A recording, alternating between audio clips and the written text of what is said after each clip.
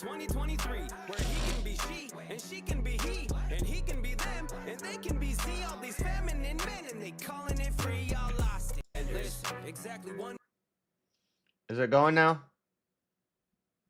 Okay. I don't know what's going on today. We got problems. A year later, it's still two genders, just 1 year greater.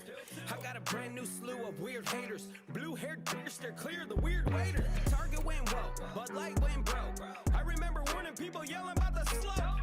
But everybody thought it was a joke. Now a pedo was the president, you thought it was a hoax. But here we are, Pedo Peter. where he can be she, and she Okay. can be he, and he can be them, and they can be Z. All these feminine men, and they calling it free. Y'all lost it. And who's this conservative ant? Y'all think it's cool that he yearns for a man? Shameful. I'm already discerning the plan. The right went left. Y'all a turd in the can, man. Every day a new gender. I post the truth to the youth and you censor. Can't seem to get rid of me, do better. It's 2023 and Still they're rolling two genders. Two genders. I quote the facts, you delete, you too tender. Man, y'all gotta do better. I love the Bible And it says there's only two genders.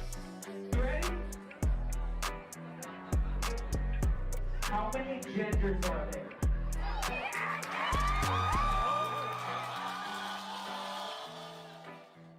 It's a complicated question. Okay. All right. I think we got everything fixed. I think we got it fixed. Elder Lion, what time are you guys doing that this Saturday? Is it at 8 o'clock Mountain Time? 10 o'clock Eastern Time? 9 o'clock Central Time? 7 o'clock Pacific Time? Is that about right? All right, let's get into this news stuff. So, we finally get a break from Trump action, even though they are working on the big, beautiful bill. They're working on the big, beautiful bill. Is it raining outside? 9 Central, actually. 9 Central is... What'd I say? 9 Central is 8 Mountain. 10 Eastern. That's what I said. Maybe I didn't say 9 Central. 8 Mountain. Yeah. 8 o'clock Mountain Time. Right? Yeah. Yeah. Okay, cool. Yeah, I'll message like you and Easy and Mangoes about it. Well, we get to take a big beautiful break from Trump this week. No riots. There's probably still riots going on, but we're going to talk about these firefighters. This is crazy. I haven't even really looked into this story. I've tried to save my reactions for today, but it's been unavoidable. 2 people killed in attack on Idaho firefighters. Police still taking sniper fire. From 2KUTV. Cure Dialine. And speaking of Idaho, we got breaking news, which I guess we'll get to after the Zohran guy. About Brian Koberger. His case. We got an update on that case. But firefighters were ambushed by sniper fire while responding to a blaze in a northern Idaho mountain community Sunday, killing at least 2 people and unleashing barrages of gunfire over several hours in an attack the government calls a heinous assault. The Kootenai County Sheriff's Office said crews responded to a fire. Oh, no, wait, that would be more. Kootenai. At Canfield Mountain, just north of. I can't speak French. I can't stand French words. Coeur d'Alene. Around 1:30 p.m. and gunshots were reported about a half an hour later. Sheriff Bob Norris said officials believe the 2 people killed were fire personnel. He didn't know if anyone else was shot. They're saying somebody lit this brush fire just to get first responders there so he could pop shots at them. That's wild. We don't know how many suspects are up there, and we don't know how many casualties there are. Norris told reporters at 4:30 p.m. We're actively taking sniper fire as we speak. People are still coming off the mountain, the sheriff said, so it would be safe to assume that others are still up there. Multiple firefighters were attacked. That's a heinous direct assault on our brave firefighters. I ask all Idahoans to pray for them and their families as we wait to learn more. It appears the sniper was hiding in rugged terrain using a high-powered rifle. I'm hoping that somebody has a clear shot and is able to neutralize because they're not at this point in time showing any evidence of wanting to surrender. And the fire's still going. Well, the fire was still going. This is from, this is like a first report that I saw about this. This is from the 29th. So it's just yesterday that this happened, or the day before. Let's watch this video.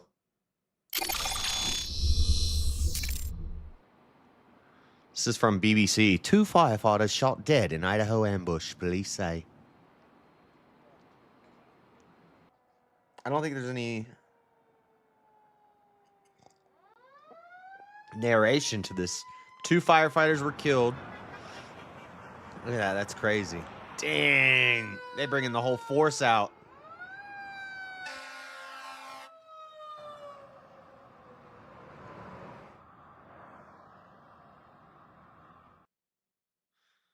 That's nice. Out there with American flags instead of burning buildings down.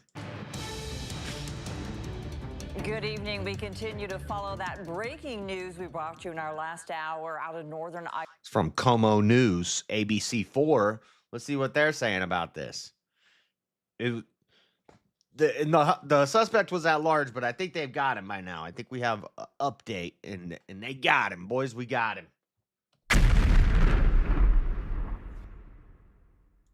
Idaho police tonight saying 2 firefighters were killed after being ambushed by a sniper. It is considered an active shooter situation tonight. We're told officers are still taking on gunfire. This happened near Coeur d'Alene in an Idaho mountain community. Authorities say fire personnel were responding to a small but growing brush fire on Canfield Mountain. You see here when they started being shot at by an unknown assailant in the woods. This is around 1:30 in the afternoon. Sheriff Bob Norris there told reporters that officials don't know if anyone else was shot, and right now they don't know how many suspects they may be dealing with. Is it a lone gunman? Law enforcement is investigating if this fire could have been intentionally set. The concern here is that perhaps this person set the fire in order to lure first responders to the scene.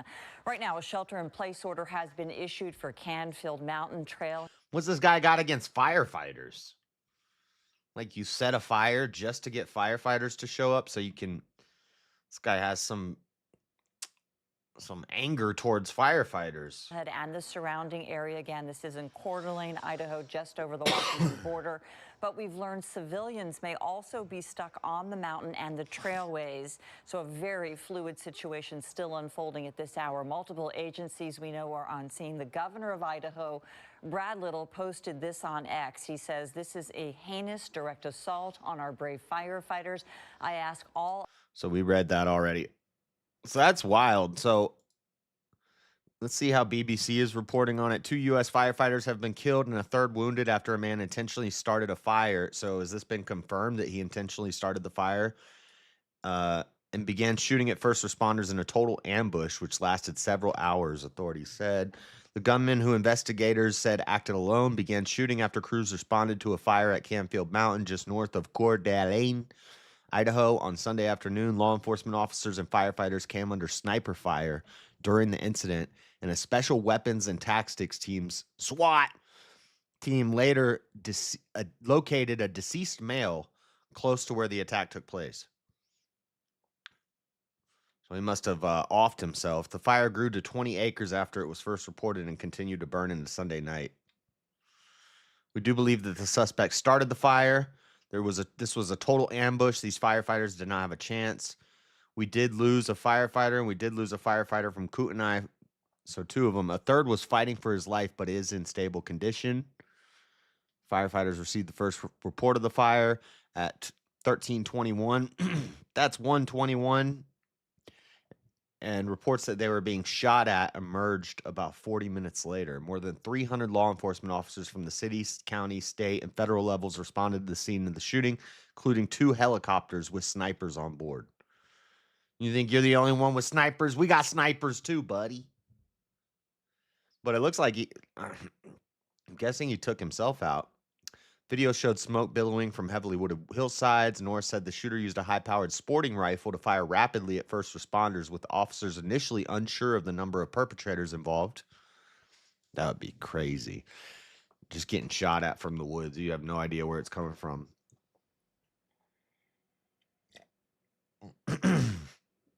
After an hours-long barrage of gunfire, the suspect was found using mobile phone location information. It was unclear whether the suspect had killed himself or been hit by an officer. Oh, so they don't know if they got him. They're probably just firing into the mountain wherever the gunfire was coming from. The motive for shooting was not known, and Norris did not provide any details on the suspect. He ain't got a manifesto? This guy ain't got a manifesto? What the? Something's wrong with these speakers. I think I blew them or something. They just started going. Just got them. I don't know what the deal is. Sorry, I'm getting distracted thinking about what the heck is my tech issues. I'm having some tech issues. 2 firefighters killed and the third wounded have not been identified. A shelter-in-place notice which alerts people to stay inside their properties or in their current locations during an emergency rather than evacuating to a different area was lifted some 7 hours later. Canfield Mountain is an area popular with hikers about 260 miles east of Seattle. I think I have one other. We have the live updates from CNN. They say suspects identified. Let's watch this from Fox 13. Very much. I'll ask you to stand by here, but we want to bring in another one of our guests. This is the president of Delta Consulting, Bernard Zapper. Thank you so much, sir. Delta Consulting, what is that, like a BlackRock group? Your insights Like a militia black ops group? now as we're watching a very active scene unfold. This is a dangerous scene where we believe at this point in time, we haven't gotten any updates from authorities that the threat has been neutralized. There are possibly more than one shooter there in these hills near Coeur d'Alene, Idaho. Your thoughts on what's happening on the ground there now? Well, it's personally a Coeur d'Alene. recollection. I was part of the counter sniper team with LAPD during the Rodney King riots, where LA County Fire Department, LA City Fire Department were both taking sniper fire in the deployments to the fires of during the riot. You know, secondly, this is a really difficult tactical problem, right? They have an evolving fire. It's a wild. Was that really kind of sniper fire in the LA riots? That was just people shooting at you. They were probably holding the gun sideways like O-Dog. Land fire. They have to do a lot of things to stop that, but obviously a person who's taking an advantage of a sniper position is complex unto itself. Being in a rural area adds a really difficult layer to it, and it's a big challenge for them.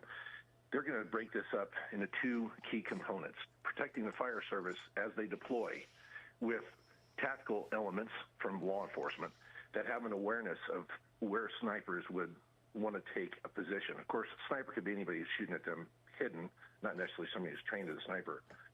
And then the other thing that's significant and Thanks for the clarity. So anytime you're hidden and shooting, it's considered sniper. You don't have to be a trained sniper to be a sniper. interesting is the location itself. I mean, obviously, Coeur d'Alene, Idaho is the center of white nationalism in the United States. It doesn't mean this has anything to do with any of that, but our nation has had some experiences there that are unique.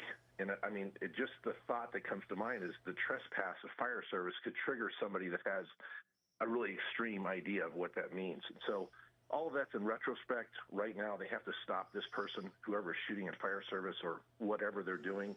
Incredibly large tactical problem, but they will resolve it. And just to pray to the fire service who have lost their lives in this so far, for sure. Yeah, a heartbreaking situation, but still an ongoing and dangerous situation. There's a lot of people that are rushing there to that scene to try to get this under control. We're talking about a perimeter that is expanding, and also suspects that, as of yet, as far as we know, have yet to be apprehended. What does this mean for the manhunt going forward? Well, the first thing is Right near a hospital, or they're showing this this looks like a hospital.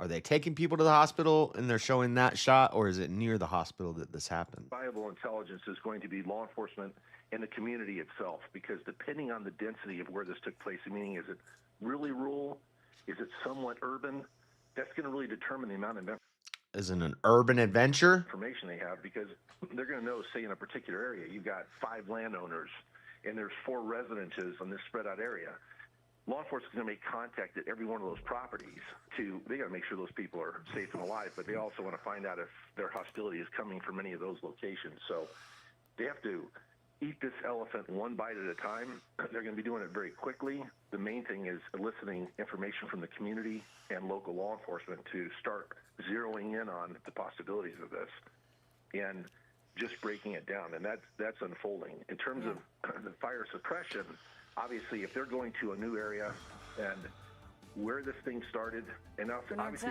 Zappa, I'm sorry to interrupt. Thank you. Hey, Sean Hannity here. Commercial break. Bad planning. All right. Suspected gunman found dead after fatal shooting of Idaho firefighters. Let's look at CNN's updates. Let's scroll down a little bit and work our way up. Oh, now deleted Instagram story posted by suspect shows him in camouflage, dark makeup, and a mask. What the heck has he got in his mouth? What is that picture? There's like a Chinese lady.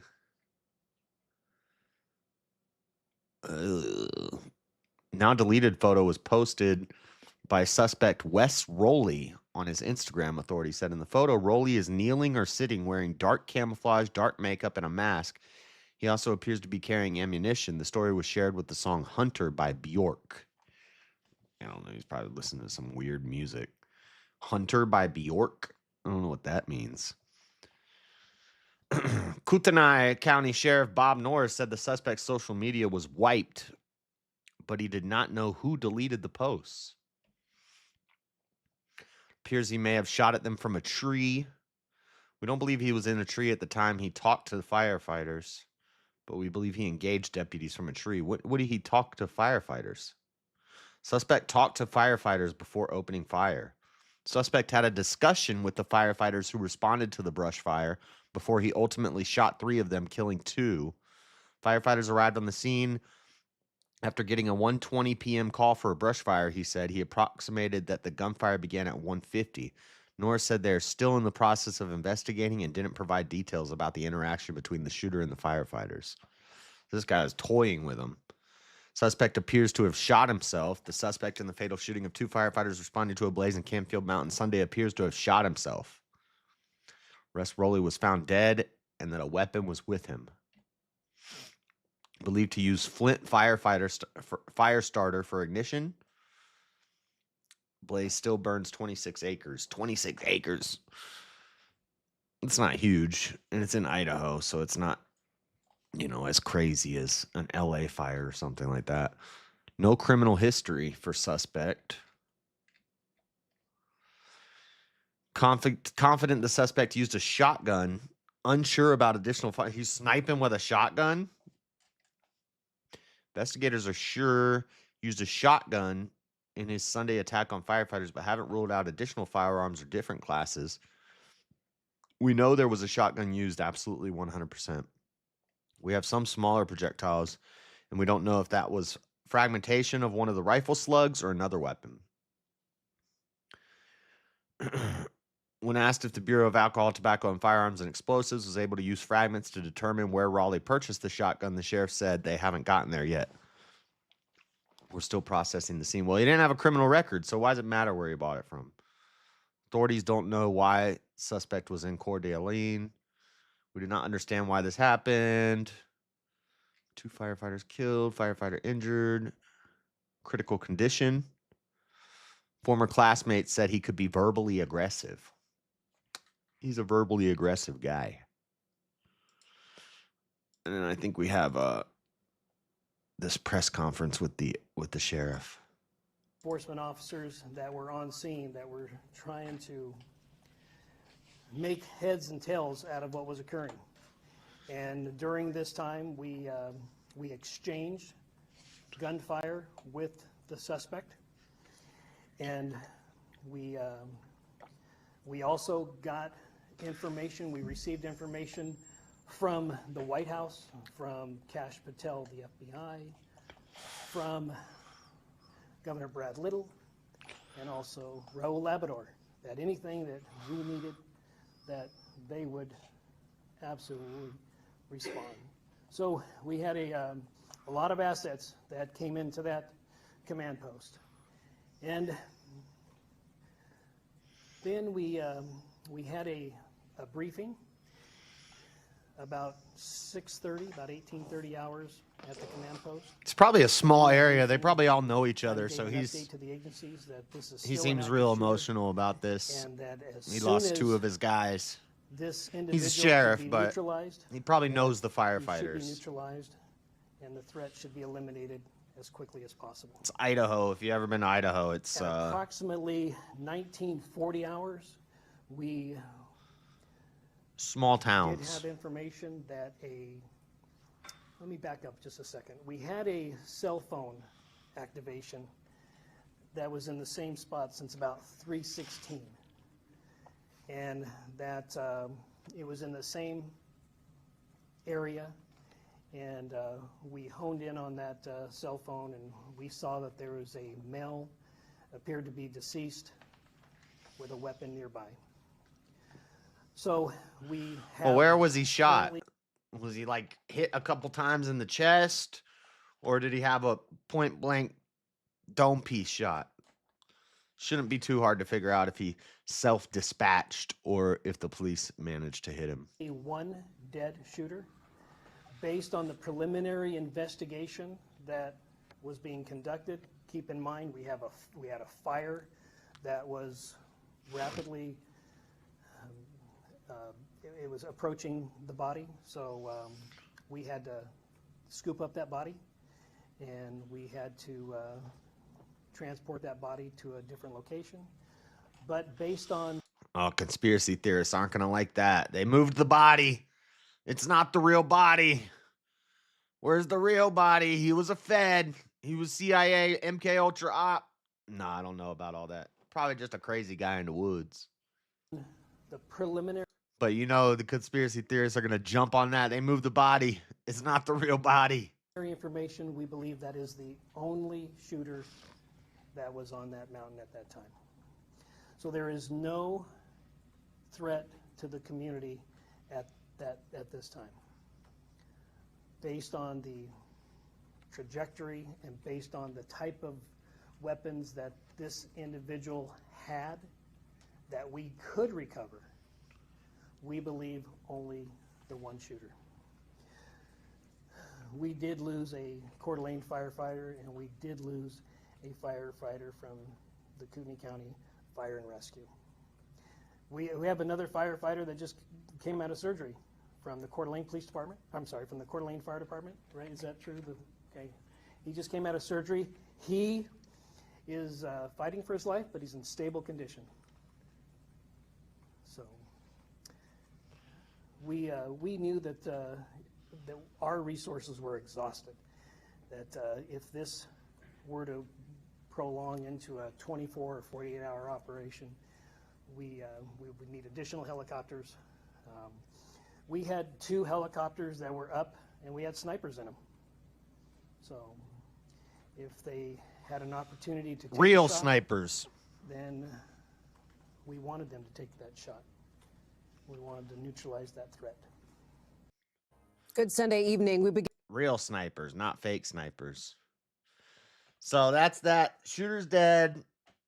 I'm sure we'll get some. I'm sure we'll get some small updates throughout time, here and there, about whether he was killed by police or whether he self-deleted. Be interesting to see if he had some sort of manifesto to explain a motive, other than he's just some crazy guy who just wanted to shoot at firefighters. Looked like the type that's like liberal gun nut LARPing as like a militia Rambo, but he looked scrawny, emaciated, unhealthy. Sort of like these Antifa types that walk around with AR-15s at protests, but then they get shot at by peacekeepers. It's like, they're crazy. Probably on a lot of medications. That's the stuff I want to know. What was his mental status, what had neighbors said about him. What's his diary look like? Let's see the diary. You know that guy had a dang diary. They'll call it a manifesto, but it's a diary. So we'll keep our eye out for more information about that. I like to understand what's going on in these people's minds when they do stuff like this. It's got to be something. He could just be anti-authority, one of these lefty anarcho communists who they just want to watch the system burn. They don't like anybody in any sort of uniform. They'll call you a bootlicker if you support any sort of government authority or law and order. You're a bootlicker. We want anarchy. Okay, well, you're still going to end up licking my boot if we have anarchy.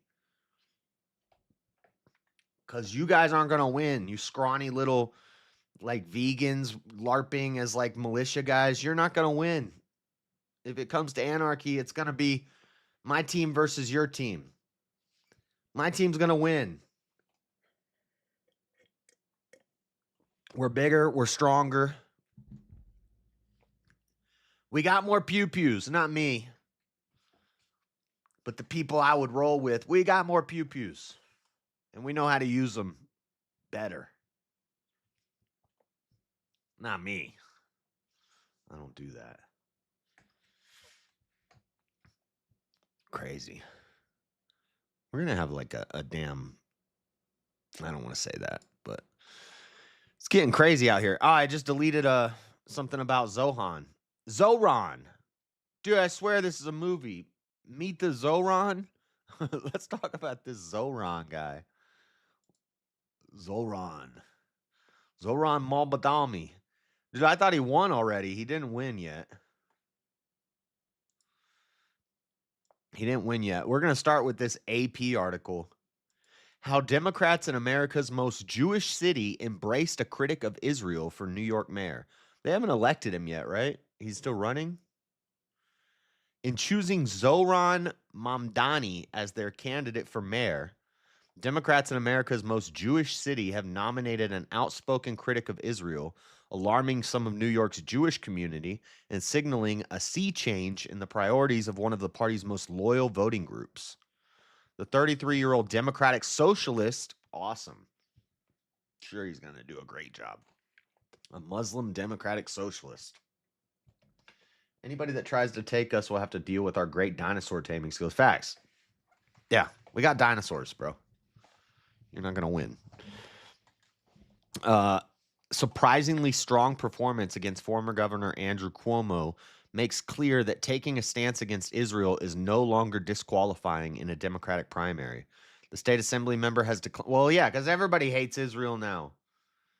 Both sides. And that's how you know it's wrong. If both sides agree, if you got Nick Fuentes agreeing with freaking, I don't know, Destiny's pro-Israel. Because he went out and kissed that wall. But, Vosh, you got a Vosh and a Nick Fuentes both agreeing. Hassan and Nick Fuentes both agree Israel bad. Maybe Israel's not so bad, you know? The wide road leads to destruction. If everybody seems to agree Israel's bad, it makes me think Israel's kind of good. Does that make me a Zionist shill? I don't think so. But hey, if the money's right, I'll kiss that wall. I just like to annoy people by saying that. I love Israel. We ought to love everyone, even our enemies. So I do love Israel. But I don't think I'm actually a Zionist. I just think it's funny that both sides hate Israel. So now, if you're a candidate who hates Israel, you're like a shoo-in. Who cares if they got, what, 33% of their voters? Or wait. They got the largest Jewish population in New York. What is that, like 3%? It's cool to hate Israel. So everybody, if you want to get in as a democratic socialist, just say, I don't like Israel. You're shoo-in. They're going to get you right in there. State Assembly member has declined to support the right of Israel to exist as a Jewish state, refused to denounce the term global intifada, and supports an organized effort to put economic pressure on Israel through boycotts and other tactics. See, even people on the right are going to agree with him on that. You're going to have the neo-Nazis and the white supremacists loving this guy. Yet he excelled in the city with the largest Jewish population outside of Israel and with the support of many Jewish voters. Well, they're self-hating. They're self-hate. It's self-flagellation. Mamdani's success reflects the ideological realignment of many American Jews since October 7, 2023, attack by Hamas on Israel that led to Israel's invasion of Gaza. Many Democratic voters, including Jews, have grown dismayed by Israel's conduct in the war and are deeply critical of Prime Minister Benjamin Netanyahu. This is especially true among younger, more progressive voters, many of whom have rejected the once broadly accepted notion that anti-Israel sentiment is inherently anti-Semitic. Anti-Semitism! It's just like racism. It's not real. For others, Mamdani's showing has spurred new fears about safety and the waning influence of Jewish voters in a city where anti-Jewish hate crime has surged. Last year, Jews were the target of more than half of the hate crimes in the city. Wrong sound. More than half of the hate crimes in the city were done against the Jewish community. And remember those planes that got attacked? I know. There's more to it, but there was some terrorists who flew into some buildings. Regardless if that made the buildings fall or not, they did fly into the buildings. And I think there were terrorists on those planes. Some people would disagree. That's fine. But yeah, New York's got a history with the Bakalaka dirt type. But now everybody hates Israel, so it's cool to vote for this guy. Look at this guy. Don't mess with the Zohran. What's the movie called? It's either... No, The Dictator was the one with Sacha Baron Cohen. The one I'm thinking of had Adam Sandler in it. Don't mess with the Zohran. Zohran from New York City. Look at this guy's website. So goofy looking. Are you going to wear this in government? Are you going to swear on a Quran? You're going to get sworn in on a Quran? Zoltan Mamdani is running for mayor to lower the cost of living for working class New Yorkers. He's a democratic socialist. Everybody's going to be poor. So yeah, the cost of living will go down because everybody will be poor. Don't mess with the Zohran. Don't mess with the Zohran.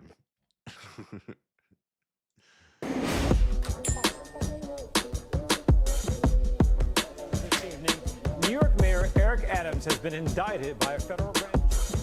Every politician. Dude, he even made his campaign ad like almost like the Don't Mess with the Zohran movie. Zohran Kwame Mamdani says New York is the greatest city on the globe. But what good is that if no one can afford to live here? City Hall is engulfed in corruption. Unscientific report. The cost of living is the real crisis. New Yorkers. Dude, is this a hip hop video? Is this a Bollywood hip hop video? Or is this a damn campaign ad? Come on, man. Are being crushed by rent and childcare. The slowest buses in the nation are robbing us of our time and our sanity. Working people are being pushed out of the city they built. A mayor could change this, and that's why I'm running. You're not going to change anything. Except I bet you there will be more anti-Semitic violence. I'll make buses fast and free. So I can just get where I'm going.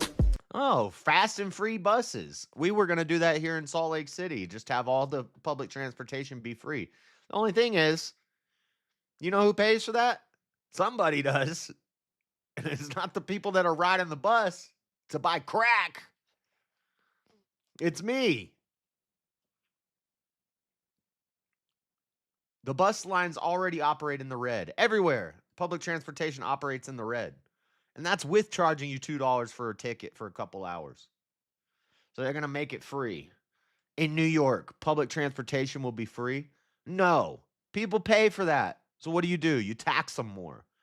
Eat the rich. Charge everybody more taxes.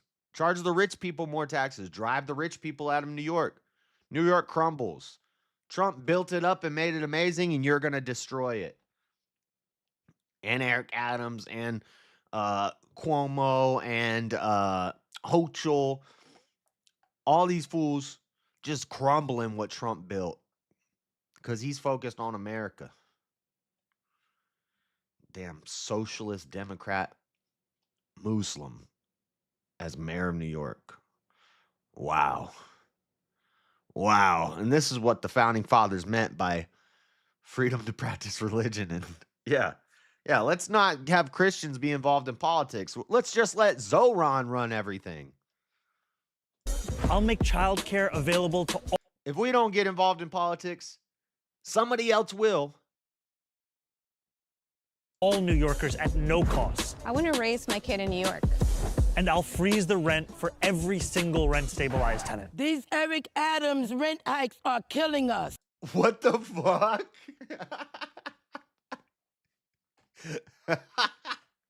Bro, I just learned the other day from a short, they got black Downs people. I didn't even know they came in black. I didn't know Downies came in black. Is that messed up to say? I didn't know that like they made like autistic black people, but they do.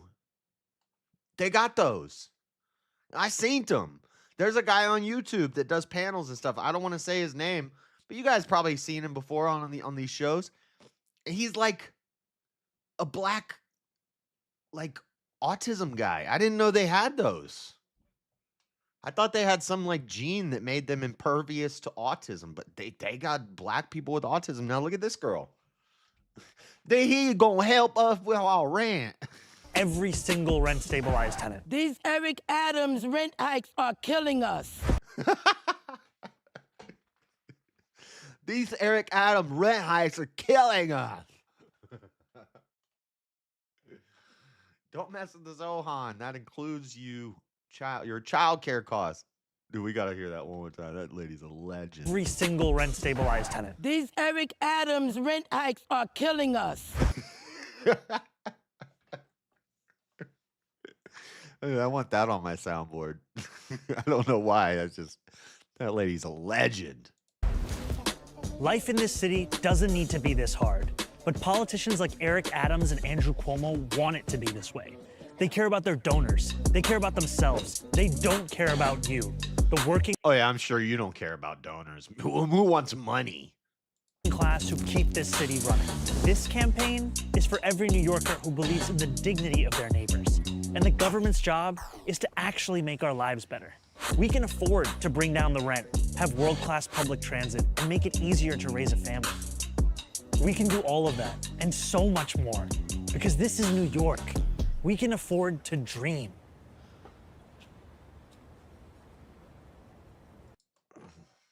No offense, but it sounds like some fucking commie gobbledygook. Yeah, sounds like some bakalaka commie gobbledygook. Some bakalaka commie dirk. Bakalaka jihad. Muhammad jihad. Zohran Mamdani. I like when people's names rhyme, though. Is a New York State Assembly member and Democratic Socialist running for mayor. Born in Uganda. Show me the way. Show me the way. It's Ugandan knuckles. Show me the way. Democratic Socialist from Uganda. Show me the way. Raised in New York City, he has fought for the working class in and outside the legislature. Hunger striking alongside taxi drive. It's not hard for a dude from the Middle East to hunger strike, though. Is that really that impressive? I don't think they eat much as it is. I love that. Dude, that lady comedian that I played a clip of a couple weeks ago, the next day she was on JLP's show. She was on whatever with Rachel, and I didn't even realize who she was. Jody Laurie or something. Apparently she got banned from the comedy mothership. She's like the most the most banned female comedian. She has got some edgy, some funny jokes. What did she say? She's like, I was at the gym yesterday and there were a bunch of Indian guys there. And I had to wait an hour for the 10-pound dumbbells. She's like, you've been coming here for 2 years and you still weigh 80 pounds soaking wet. Like, what are you doing? You need to eat some carbs. Maybe eat some cow. Maybe you need some red meat. But that's, I don't think they do that. I don't think they're allowed to. Can't they, isn't the cow like, or that's like Hindu or something. I think the Muslims can eat beef. They just can't eat pork. You need some bacon in your life. Taxi drivers achieve more than I had this friend named Sarush that I worked at Wendy's with a long time ago. And he was a Muslim and he was like on a visa. And he was working at Wendy's with me. And I peer pressured him into eating bacon one day. Is this like fatwa worthy? Am I gonna like get my dome piece removed for saying this? I peer pressured him to eat bacon. I was like, dude, you gotta try it. And he's like, well, no, my religion, we don't eat bacon, we don't eat pork. And I was like, dude, you're missing out. Also, this isn't even real bacon. This is like fast food bacon. It's not even real bacon. You can eat it. You'll be all right. And I would think that it was is bad, but like I was playing like a deceiver. I was like peer pressuring him, eat the bacon. Eat the bacon. You'll like the bacon. And he ate bacon and he loved it. And from that day forward, you couldn't tell him there was something wrong with bacon. I might have dang converted that guy to Christianity just with a slice of bacon. Who knows? Every now and then he hits me up or he'll jump in the YouTube chat. He's like, hey, you remember me? We worked at McDonald's. I'm like, yeah, you're the guy I got to eat bacon. We won that one, boys. Hunger striking alongside taxi drivers to achieve more than $450 million in transformative debt relief, winning over $100 million in state budget for increased subway service. Well, let's start by putting police down there so they don't push people into the tracks and light women on fire. In a successful fare-free bus pilot and organizing New Yorkers to defeat a proposed dirty power plant. The cost of living is crushing working people, but Zohran believes that government can lower costs and make life easier in our city. He'll use every tool available to bring down the rent, create world-class public transit, and make it easier to raise a family. Yeah, we can use China's model. We can have coffin apartments. We can turn every apartment into 5 different apartments, have dorm-style living like they proposed here in Salt Lake City, take out all the single-family houses, build skyrises with coffin apartments where you have 10 apartments to 1 bathroom and 1 kitchen, communal living. Then the rent will be really cheap. We don't got to charge people hardly anything to live. And we'll raise the taxes on everybody who actually works so we can have more social benefits. That's a social democracy. You know what happens? The rich, the elite, the very top 1%, they excel. They are going to be okay. But the middle class becomes the poor, and which makes the poor the middle class. Now you have no proletariat and bourgeoisie. You combine them all together. There is no more oppressor, right? Well, there is still an oppressor because you still have the elite that are running the government.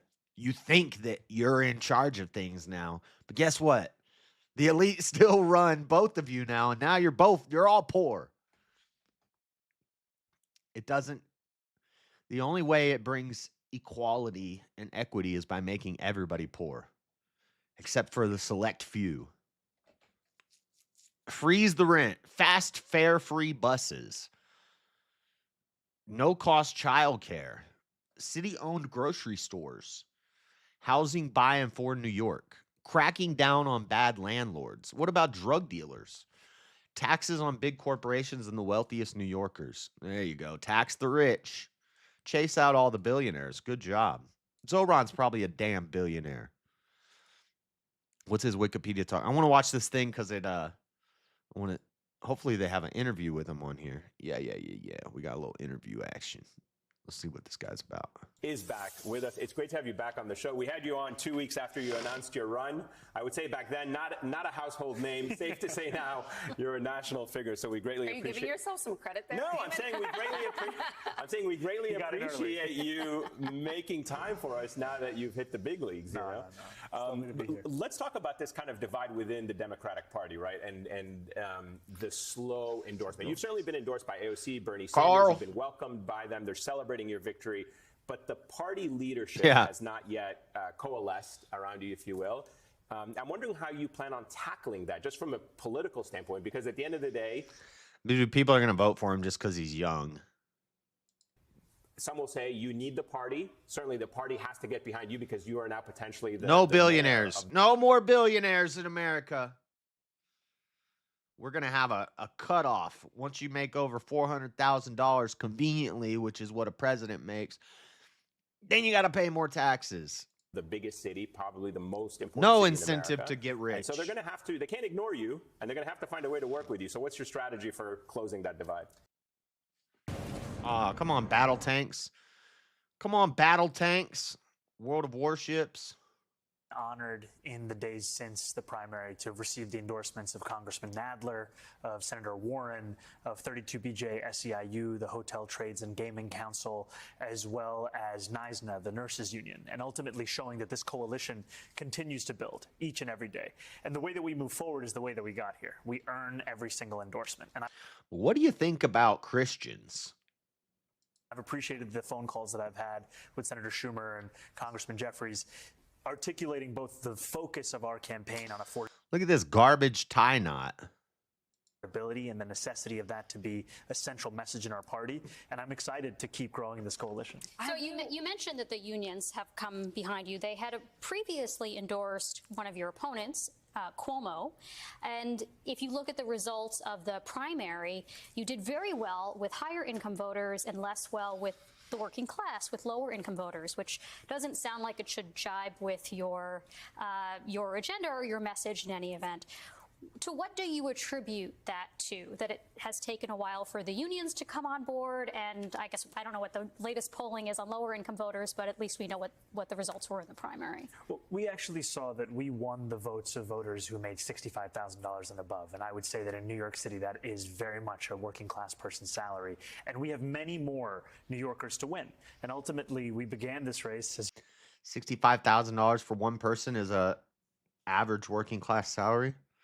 Seems like a lot, but I guess cost of living's more over there, so you probably get paid more for and everybody bitches about raising the minimum wage. Usually places where cost of living is high, you get paid more for. You can make $20 an hour in Denver at a freaking Wendy's. As you were saying in the beginning, at about 1% name recognition, and that's being charitable to myself. And we began it with a real uphill battle in introducing ourselves and our vision, and ultimately we won the primary. And yet I know that there's still so much more work to be done, especially when I was running against a former governor who was the son of a former governor, and whose name in many ways was synonymous with politics. And yet what we show is that it's possible to move beyond just a politics. You haven't won yet, and buddy. Present. We can have a politics of the future. And I've been excited by the fact that on Tuesday night, what's up, we Jeff? Didn't just see an incredible increase in Asian turnout across New York City. We didn't just see the more than doubling of turnout amongst 18 to 24-year-olds and increases for 25 to 29 and 30 to 34. We also saw the fact that we won Latino voters across New York City. Latino voters? And we closed a gap with black. Oh, you mean you got the illegal vote? You got the illegal, the sanctuary city vote. Yeah, anybody who's a Democrat is going to get the illegal vote. Black voters that at one point had been more than 50 points to now less than 20 points. And so much of the work of going through the general election is to continue doing that work of introduction and earning the support of New Yorkers across the 5 boroughs. I have to ask you, too, about what...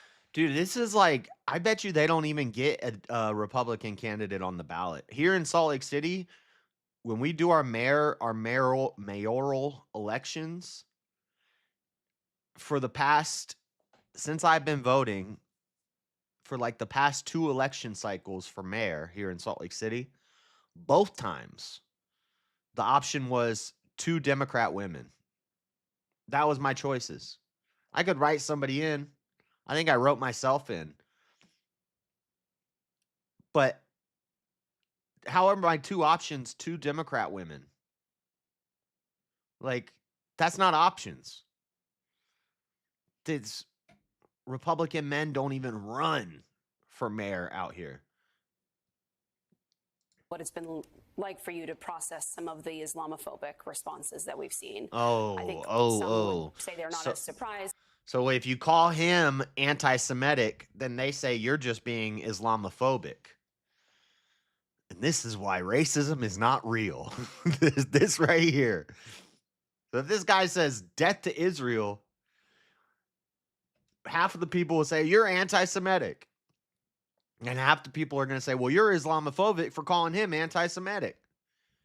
And we're all racists.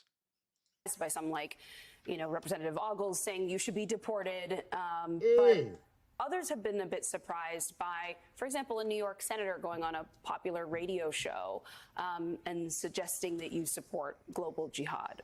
What has that been like for you? And have you had the chance to speak with Senator Gillibrand? Donald, don't ask him what it's been like for him. Ask him if these allegations are true. Does he support global jihad? Yes or no? Affirm or deny right now. Trump had to deny white supremacists every week. You need to deny global jihad right now. Do you deny that you support global jihad? Don't ask him, how does this make you feel? They've been saying you support global jihad. How does this make you feel inside? What do you feel about this? Don't ask him that. Say, do you support global jihad or not? Right now, tell us. I spoke to Senator Gillibrand soon after the victory on I don't want to hear any of this. All I want to hear is, I do not support global jihad.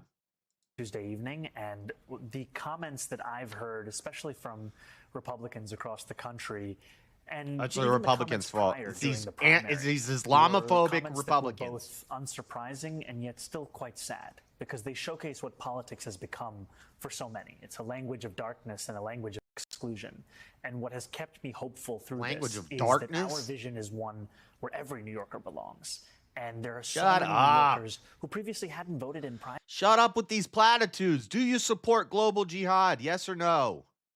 Primaries who saw themselves now in this politics, saw their struggles in our policies, and took that step to actually cast a ballot. I don't care. What excites me is that there are moments where someone will cast a ballot for someone with an exclusionary vision like Donald Trump, and I they gotta can turn still my air come back on. to the Democratic Party. And so many of our victories were in neighborhoods that went for Donald Trump in the presidential election. We're talking about College Point or Diker Heights, so many of the same places we were told that we had now lost voters forever. And instead what we found is that if I hate when men do this fake woman, emotional, soft voice. They can still come back. They can still come back after all of this. And the people just need to know that we're here for them. And, if you have a relentless focus on an economic agenda and you welcome people back and you turn the political instinct from lecturing to listening, you can still have people come home to the Democratic Party as long as you show them that's a party that will fight for working people, not those that are benefiting off the struggles of working people. We are going to dig in. like a whisper, sad, exasperated. The Democrat people, it's going to be okay for the Democrat people.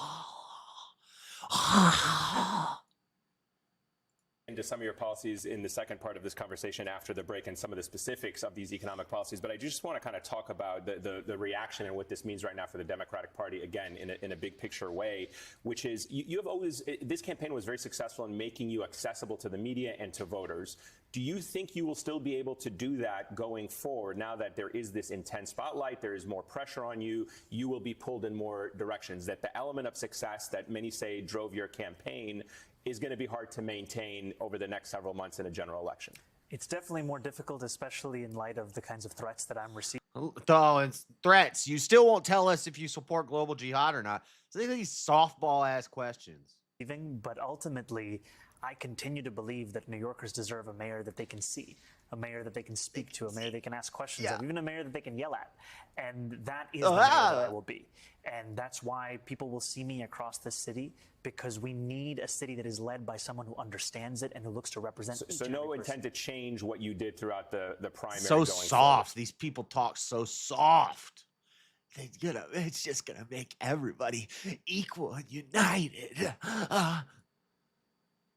Hate it. Get out of here. I already got this game. Gonna see me walking a lot. Still gonna talk to reporters all the time? Come on, look where I am. You still gonna talk to reporters all the time when we ask you softball questions and we don't really ask you the tough questions? You mentioned people accusing him of supporting global jihad, and you didn't even ask him if he supports global jihad. You said, how does it make you feel that they attack you with these Islamophobic attacks? Will you commit right now? Every Tuesday. Oh, these are Every Sunday these are the evening. tough questions. I actually have a slightly harder question for you than whether you're going to come hang out with us again, because I know we are so adorable and fun to Quit glazing him. spend time with, which is that, you know, progressives have historically had a very complicated relationship with law enforcement and police. You yourself have been very critical of law enforcement in a social media post from 2020, which has been resurfaced. You were Oh, yeah, that's all we need right now is a guy who's critical of law enforcement in New York. referred to the NYPD as, quote, racist, anti-queer, and a major threat to public safety. He accused the police force of New York of being racist anti-queers. I'm sure there's not going to be any riots if this guy gets in. The current NYPD commissioner, Jessica Tisch, has also criticized the decision to ban NYPD LGBTQ plus members from the Pride Parade today. I think we have The decision to ban LGBTQ plus members of the NYPD from the Pride Parade is a disgrace to the spirit of Pride. Oh my God. I think you should ban all LGBTQ people from the Pride Parade. In other words, stop having Pride Parades. Let's not celebrate butt sex with children around in the streets. have that up on the screen. What do you think is the right way for Democrats and progressives to talk about law enforcement, or the right relationship that they should have with law enforcement today? You know, I've shown over the course of this campaign a clear recognition of the fact that police are critical to creating public safety across the city. Why are you gay? And my proposal for the Department of Community Safety is one that was born out of my conversations with rank and file officers who have told me time and again their frustration We're super with gay. signing up to join the police. All these officers just keep flocking up to me and telling me how gay they are and how they're really upset that they can't go to the Pride Parade. Police force to tackle serious crimes, and then being asked to play the roles of mental health professionals and social workers, and fielding 200,000 mental health calls a year. And ultimately, my desire is for the police to be able to focus on those serious crimes, to be able to do their jobs by stopping asking them to respond to nearly every failure of the social safety net. And Social that's safety why net. we have put forward this proposal to create a department that will tackle mental health crises, homelessness, victim services, hate crimes. gun Yeah, I'm violence, sure you'll so that handle police can that go just back to those great. 7 major categories of crime we see in Compstat, because ultimately New Yorkers deserve to be safe. They deserve a police. What are the 7 major levels of crime? What? Burglary? 7 major levels of crime.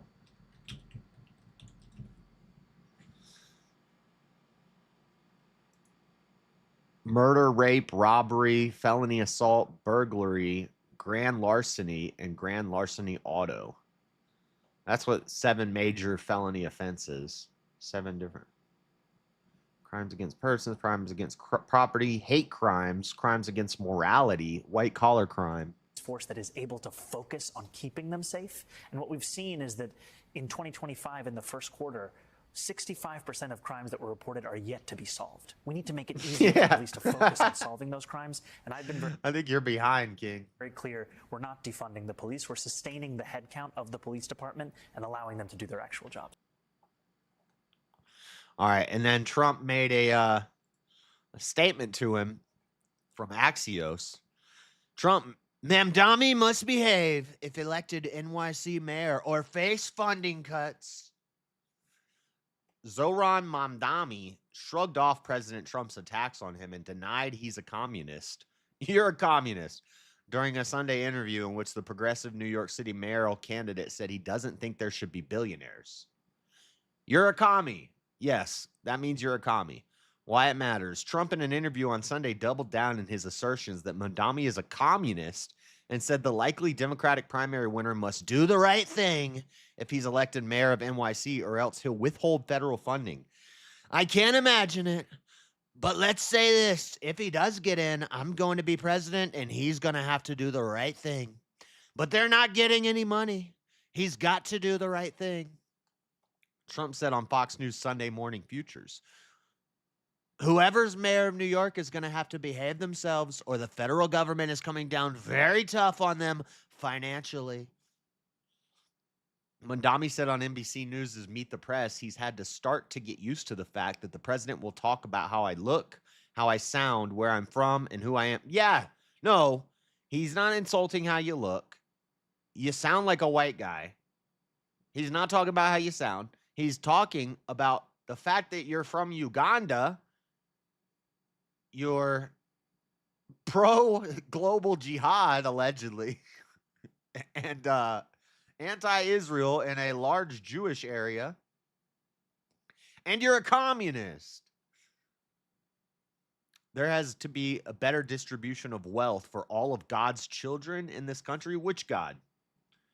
Which God? Who are you talking to? You talking to the Catholics? Or are you talking to the based Protestants who realize that Allah is not the same God as God? Allah Baal, or How Baal. What is it? People are like, God in the Old Testament translates to like How Baal, which is a demon. That's Allah. Anyway, this is a side thing that's, I guess some people just figured out that in Vatican II, the Catholics said that Allah is potentially God, and that Muslims are seeking God just like Christians are. I don't know. There's been big drama in the Christian debatosphere over that. Yeah, you just call it God and it's God. This has to be there. All of God's children, all of Allah's children in this country, and as income inequality has declined nationwide, as it increased in New York City, and ultimately what we need is a city where every single person can thrive. Sounds good. Attacks on Muslims flood mainstream after Mamdani win. Mamdani wins, freak out some Dems about their own primaries. So he only won the candidacy, right? He hasn't actually won the mayoral spot yet. So we'll see. I'm not going to be surprised if this guy wins. There's a bunch of commies in New York. It would not shock me if he wins. All right, let's keep it moving. So that's all the main story news. We'll throw it in rapid fire. We'll talk about the Brian Kohberger resolution. Apparently, he's pleading guilty, I think. We'll check that out here shortly. We don't got a whole lot of memes today.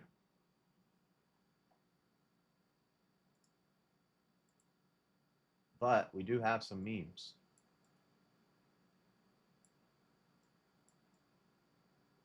Okay. All right, guys. I need my nuke sound effect. Where's my nuke horn?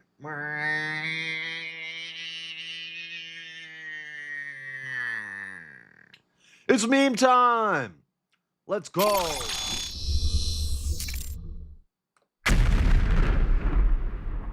If you watch Jaws backwards, it's a heartwarming story about a shark who gives arms and legs to people who need them.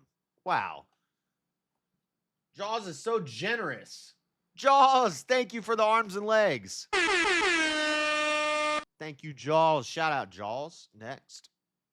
Goals, January through June of 2025. This is what my goal list looks like. Buy a car. Pet. Buy a carpet. Save $10,000. I could save $10. We can make it $10. Buy a new phone case. I bought a new phone case. Live a happy life. Well, let's just try to live. Let's just live. We can succeed at that goal. Start my own business. I can mind my own business. I'll mind my own business instead of starting my own business. That sounds like my goal list. Next. I will tell you this. I haven't received a spam call since we bombed Iran. Yeah. Jason said his OnlyFans girlfriend hasn't been talking to him since we bombed Iran. What's going on? Next. Federal judge rules that Trump dropping an F-bomb without consulting Congress is unconstitutional. Dang. That's unconstitutional, Trump. Can't be dropping F-bombs out here. Next. SLC protest. I saw this on the SLC protest page and I had to screenshot it. Is anyone organizing an event for the 4th of July? If not, we should do something. Somebody needs to let this guy know that there's already an event planned for the 4th of July. It's called Independence Day. It's called the 4th of July. Yeah, we've got events planned for the 4th of July. Same as every year. We got cookouts. We got barbecue. We got fireworks. We got neighborhood gatherings of people being communal and loving the country that they live in and celebrating America and the freedoms that they get. Freedom to be degenerate in America. Celebrating our freedoms to be degenerate scumbags. That's what we do on July 4th. Is anyone organizing an event for the 4th of July? Yeah, everybody is. It's the 4th of July, you dumb. Lord have mercy. And he can't even spell something correctly. These are real gemstones that we're working with here over at the Salt Lake City Antifa meetup. Next, they're going to have peacekeepers out at their event to shoot people. Next, girls who talk normal. Girls who say bruh and ninja. That's Shrek, lady. Bruh, ninja. Dude, I heard a couple the other day in line in front of me at the store. It's this guy and this girl, and she's kind of cute. And she's with like this gangster loser dude, wannabe thug.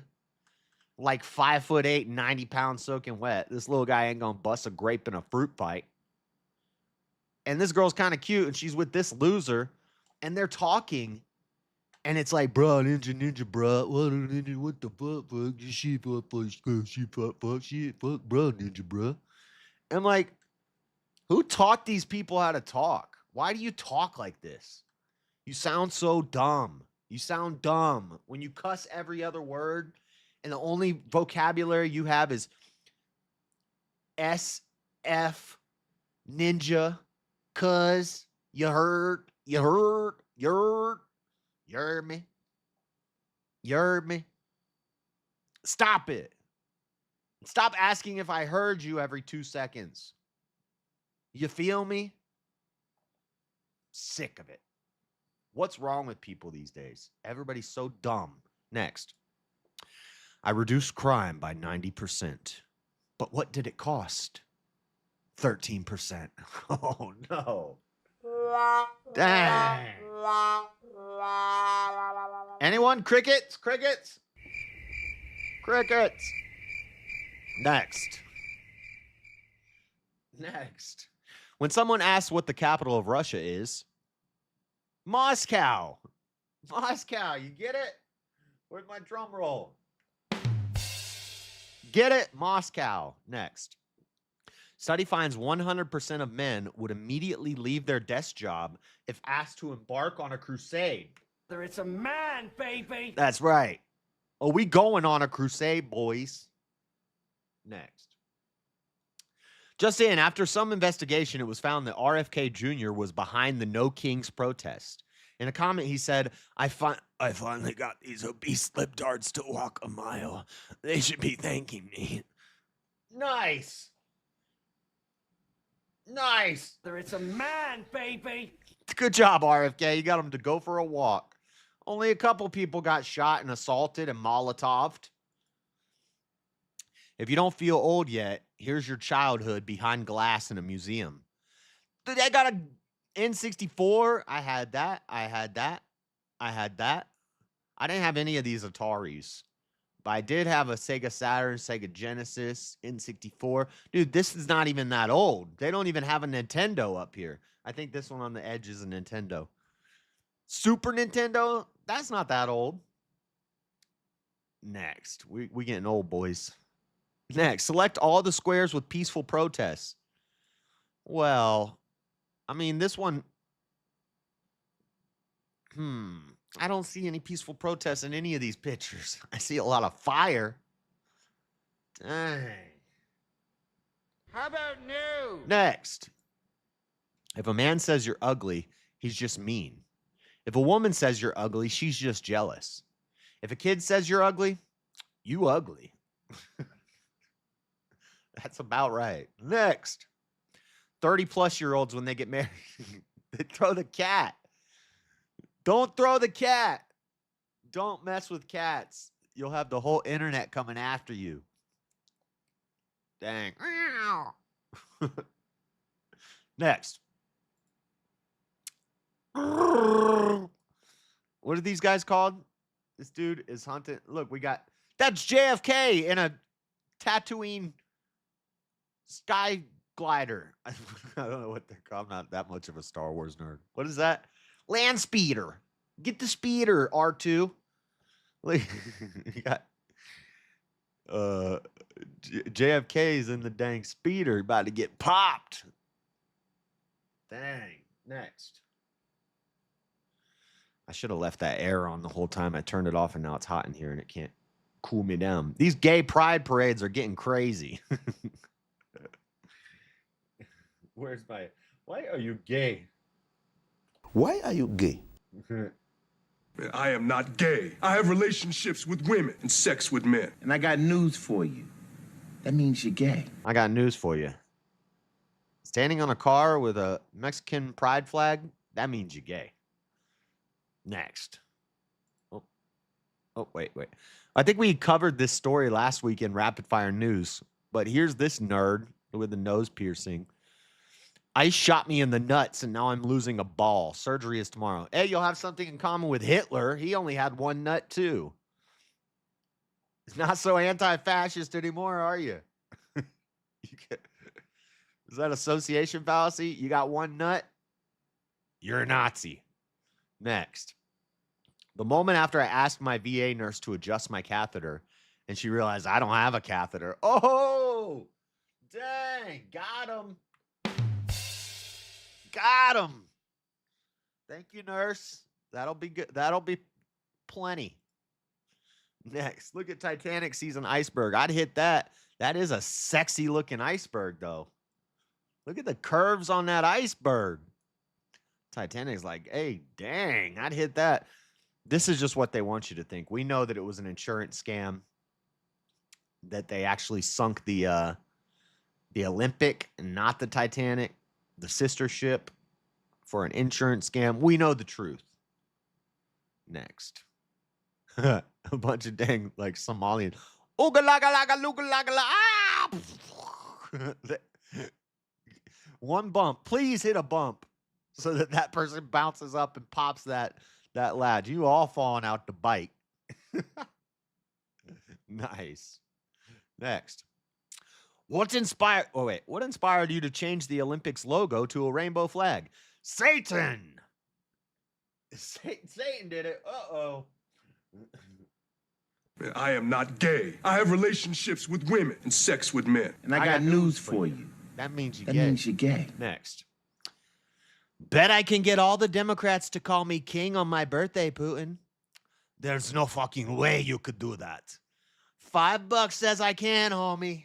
Put it there. We did it. Everybody called. I wish I thought of this at that protest. You guys realize that it's Trump's birthday and you're all calling him king. By saying you don't want kings, you're implying that he is your king. Next. I can't stand y'all. Well, that's because you ain't got no legs, sweetheart. His legs were just kick it. And he said, pain, I can't feel my legs. And I said, Bubba, that's because they ain't there. Next. This is Hassan. Hassan moved to Ireland. Hassan is Irish. This is Misho. Misho moved to an aquarium. Miso is a fish. This is kind of like the Katy Perry is an astronaut meme. Next. Nobody. Girls on Instagram. Do the look back at it. Always with the look back at it. They'll put their butt on the countertop and they'll look back at it. Every picture on Instagram. Big old fat gay butts. Next. The oldest doors at the Pantheon in Rome, dating back to 115 AD. Human for scale. History explaining they like to build huge doors. Or is this proof of giants? Proof of the Nephilim. Today on Unsolved Mysteries. Did we have Nephilim? Obviously, because look at these giant doors. Next. Mass immigration leads to lack of housing. Lack of housing leads to reduced fertility. Reduced fertility leads to lack of workers. How do you solve lack of workers? Mass immigration. The vicious cycle of illegals. Wow. Shocker. Next. And that's it for the memes. Okay. Enough memes. Enough meme action. I got some funny reels and some rapid fire news, and then we're just gonna basically I'm cheating you guys out of a last segment, and we're gonna do debate prep for the last half an hour to an hour because I gotta get it done. But first, oh, you know what? I forgot to play the opening video. Whoops. Okay. 1 second. Technical stuff, guys. Technical stuff. I don't have a lot in rapid fire and reels. Now watch me, you. Now watch me, Superman.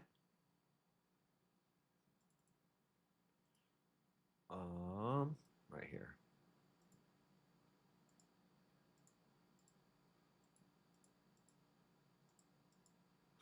Uno momento, y'all.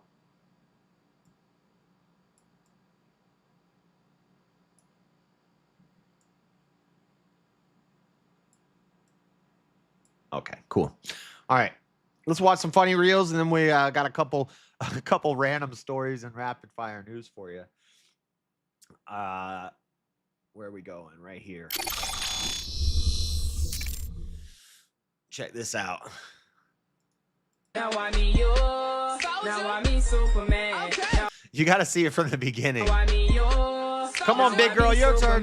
Nah, it's her turn. No, yeah. It's her turn. Why y'all ain't pick up? That ain't fair. You got to watch it from the beginning. The game had go. Little girl, they catch her. Medium girl, they catch her. Next. Wait, you forgot one. Nah, it's her turn. No, it's her turn. Why? You skipped the big girl. What? Y'all are cheating at the game. Oh, shit. My bad, man. I'm serious right now. Get it. Oh, shit. My bad, man. I'm serious. Smacked her right in the back of the head. Going for the ass clap. You get the other cheeks. Nice. Look at this guy juking out his children. Juked. Oh, crossed him up. Oh, he's down. Oh, you suck. Hey, you're down.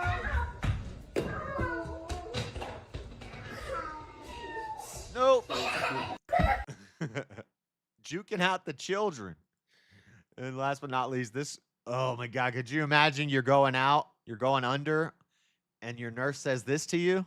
Put your head back It should be asleep any second now, and be ready for your sex change surgery. His eyes open up. I'm not here for no sex change surgery. I'm here for a weight loss surgery. No. I'm not here for a sex change surgery. I'm here for a weight loss surgery. No. He's going under, but he's trying to as hard as he can to stay awake right now. Wait, no. Wait, no. And just go ahead and put your head back. You should be asleep any second now, and be ready for your sex change surgery. He was already about out, and then he heard that. Hold on. No sex change surgery. I'm here for weight loss surgery. No. Wait. Dude, that would give you horrible nightmares the whole time you were out. Surgery scares me. There's stories of people going under for surgery, but like because there's like a drug that makes you not feel anything, and then there's a drug that makes you go to sleep, and then there's a drug that paralyzes you. But sometimes the paralyzed one works, but the other ones don't work. So you're paralyzed, you can't cry for help, and you feel everything that happens during the surgery. I've heard of that. That is nightmare fuel. New fear unlocked. Don't do surgery. That's what I say. All right, rapid fire news. None of this is very happy. I've seen this number is up to 125. Fox 32, syringe attack. More than 100 women say they were pricked at a music festival.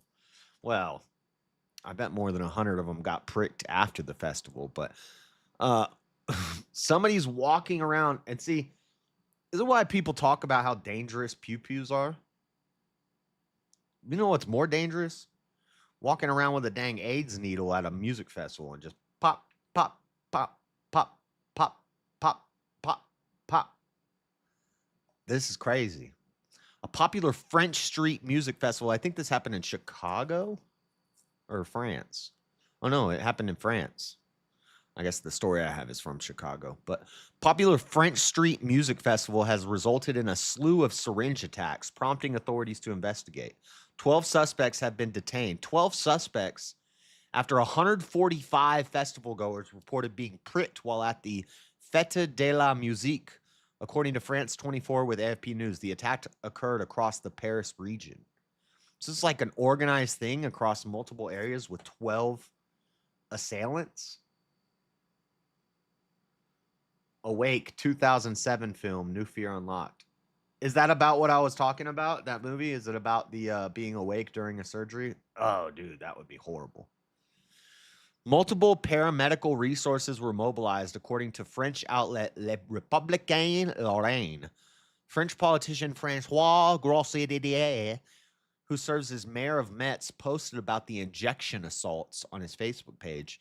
Like many cities in France, Ville de Metz was not spared by these cowardly aggressions, he wrote.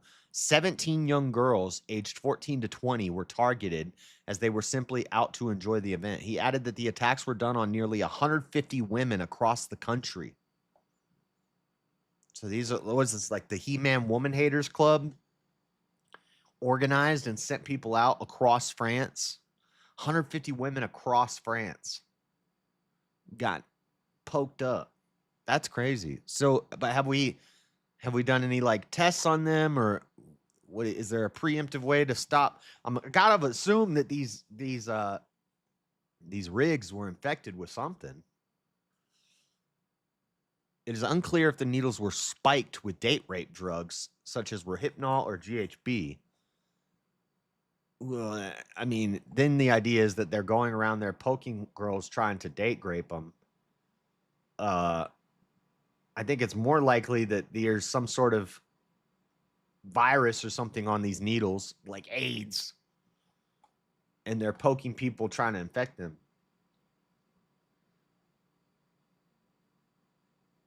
"12 suspects, meaning roughly a dozen people pricked each. So each of the 12 suspects had to poke 12 people. You get to 144. Thanks for the math. We needed that. Other European countries noted the uptick in spiking attacks with United. So they're saying like the motive is that they put Rohypnol or GHB into the needle to like get all the girls faded. I don't believe that. Report on spiking both by needle injection and in beverages. Not only is there immediate risk of physical health, but also shock and distress at having being targeted. The concern about going out socially in the future, and in cases of needle-facilitated spiking, the ongoing worry about testing. Can I see the suspects? What do the suspects look like? What the heck is that? Ew. Anyway, I want to see the suspects. Where's the 12 suspects at? What's up, William? That's crazy. They're just walking around poking people up with needles. But guns are illegal there. I mean, I guess I would take a Rohypnol needle over an AIDS needle. Huh. That's crazy. Here's another story. So this, I guess this did not happen recently, but they're just now interviewing this guy. I never heard of this story, but it's a crazy story from Newsweek. Man who crucified Arizona pastor says he had other targets. The chief suspect in the murder of an Arizona pastor admitted to the murder to True Crime Arizona correspondent Brianna Whitney and told her he had other targets. Adam Christopher Schief, 51 years old, confessed to crucifying William Shoneman, known to his congregants as Pastor Bill, one of 14 executions of pastors across 10 other states he planned to carry out. He was apprehended before he could commit any more crimes. Pastor Bill was discovered at his home on April 28th by police who were conducting a wellness check. He was found dead in his bed, and a crown of thorns had been placed on his head. Chief told Whitney he targeted the 76-year-old pastor because he believed him to be preaching the opposite of what God said. Wow. And this is the guy. He's got this is some Hebrew or some Arabic on his neck. This guy looks like a real winner. But the dude was in his bed, so he didn't actually like put him up on a cross and crucify him. But I guess symbolically it was supposed to look like Jesus' crucifixion. R.I.P. Pastor Bill. She confessed to Whitney that the killing was religiously motivated, so that does make it terrorism, and that he was going after pastors as he wanted to rid Israel of evil. In this context, he appears to be referring to the world as Israel, not the sovereign nation. It's unclear at this time whether he is or was experiencing psychosis and whether this will impact his trial. In an interview with Whitney, Schief told her that he followed the pastor home from Easter services. Wow. When he arrived, he saw two women in the driveway, but did not harm them as he was not interested in executing anyone other than the pastors or the shepherds leading the flock astray. He told Whitney he committed the first of his planned murders in his home state of Arizona, as he saw that as the Garden of Eden. Arizona is the Garden? I've heard Florida is the Garden of Eden. I've heard from the Mormons that Missouri is the Garden of Eden. Some people say the Grand Canyon is the Garden of Eden. I've never heard that Arizona is the Garden of Eden. Planning to kill 3 more people in Arizona before traveling further afield to Las Vegas. Well, you failed, buddy. The plans of mice and men. What's that expression? Putting a crown equates to crucifixion. Right. It's not really a crucifixion. You can't just... But now, how? Well, it depends on how he killed him. If he strapped him to his bed, I guess. But I don't think that counts as a crucifixion. He planned on killing 3 more in Arizona. Other locations to kill more people. After allegedly killing Pastor Bill, he fled to Sonoma, but was apprehended 2 days after the body was found by police who were investigating a string of burglaries. Schief did not speak with Whitney about the burglaries. I drove from Phoenix to Bill's house like 2 a.m. on a Sunday night and executed him. I think it's just one of the most horrific crimes that you can hear about. It shocks the conscience. I'm very sad for this person's family and the community and the church that he supported. Despite his confession to Whitney, Sheaf is yet to plead guilty in court of law. He told Whitney he will be asking for the death penalty. See, some criminals even ask for the death penalty. And I guess that would be a reason to be against it. Be like, if they want it, don't give it to them. Woman, okay. So that's that story. We got 2 more rapid fire stories. This is from WVLT 8. Woman dies after getting stuck in clothing donation box. Come on now. You seen these clothing donation boxes? When I was a kid, we used to look into them because it's like it goes up and then it goes down. And you could like crawl up and look down in there. If you fall in, you're stuck. There was another story years ago about somebody disposing bodies in one of these. And when they opened it up, like 4 bodies fell out. But this lady got stuck like Chuck. Oh, there's going to be an ad. I got to talk for 10 seconds while this ad. Oh, wait, we can skip it. Let's see this.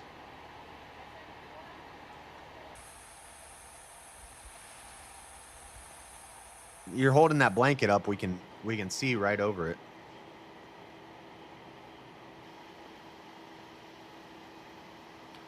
There's no talking in this clip. Check. We still in both ears? Oh, this audio is mono. All right. Plantation, Florida. Police in Florida are calling the death of a woman who was found stuck in a donation drop box an accident.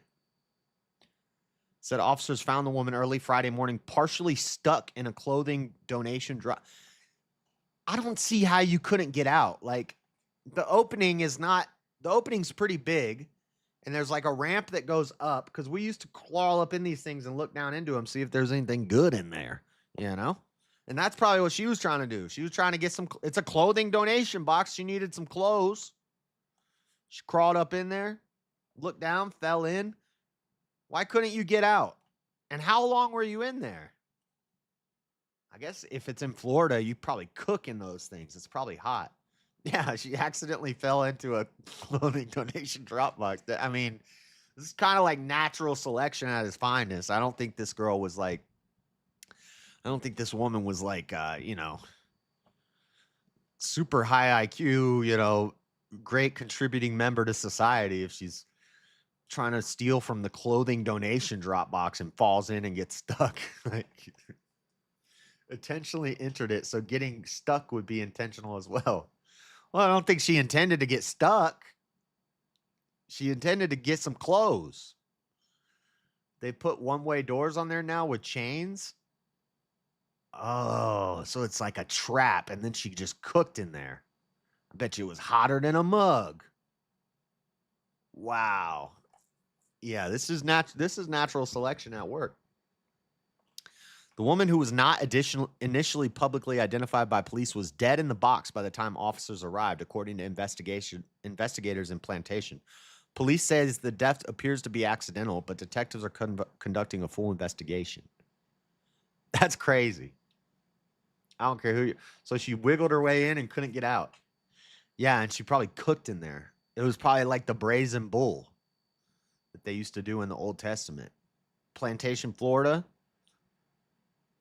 It was probably hot in there, but usually they're in populated areas. I don't know why you can't bang on the walls until nobody heard you. Maybe she crawled in there at night, but then it would have been cool. Well, as soon as the sun comes up and it starts getting hot, you just bang on that thing. Nobody heard her. I don't know. Sometimes they are in like the middle of nowhere. Like it would just be an empty parking lot, and there's just one of these drop boxes. Fly. I missed it.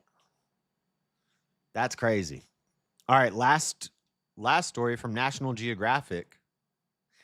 Tell me if you guys think this is real. I don't believe in this dinosaur. What dinosaur has 500 teeth? This prehistoric jaw was one of a kind. This dinosaur's skull was light as air, but its mouth was packed with power and a unique ability to quickly grow teeth. Here's how I'm just going to the Nigersaurus? Nigersaurus? The Nigersaurus was built for nonstop grazing. Oh, you're going to make me... I already put my email in. Thank you for signing up. Great. Now I got to get emails from National Geographic. The Nigersaurus.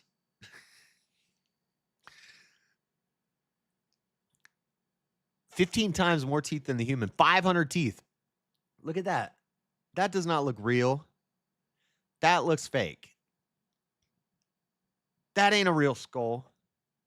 The Nigersaurus.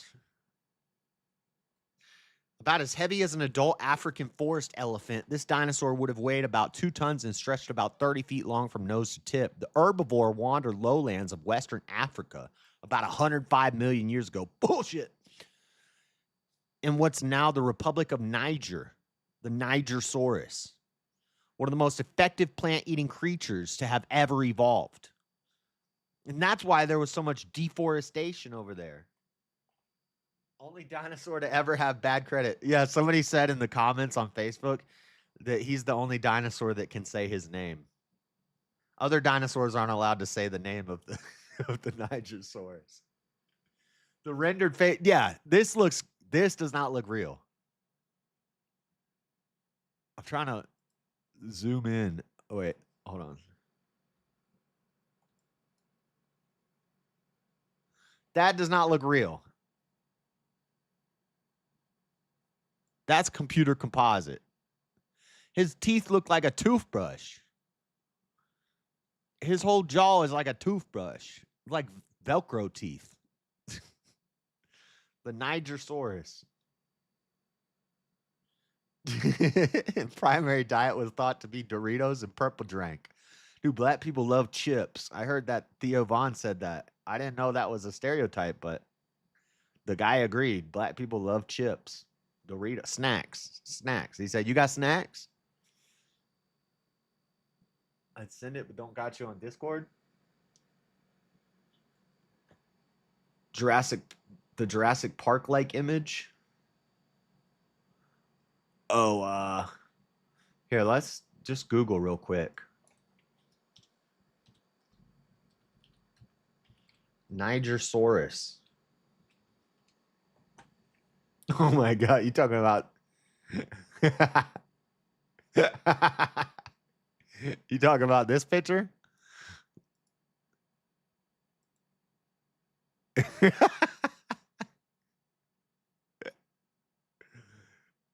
The caption says it's digitally recreated. This one? It looks dumb as fuck. Yeah, it looks kind of retarded. I mean, that's a vegan for you. That's a vegan dinosaur. Just grazing on grass all day. It's not a real dino. Right. Well, no, dinosaurs are definitely real. But this one I'm not so sure about. I don't know if I believe in this one. Look at this. That's not real. You cannot tell me this skull goes on this body. Nope, I don't believe it. The Nigersaurus.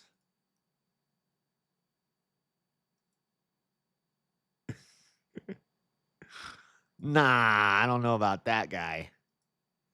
I don't know about all that. But that's the Nigersaurus. Biggest lips in the dino world. Oh no. Oh man.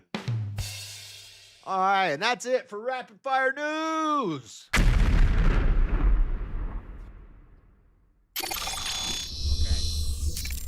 Last segment of the show. We're just gonna do debate prep, a little Bible thumping. I need to find all the verses that pertain to Christianity and politics. So I have a folder. See, this is all my research for the debate so far. We still have to read up on Tolstoy and Nikolai Berdiev. But today, we're just going to be talking about Christianity and politics, political theology.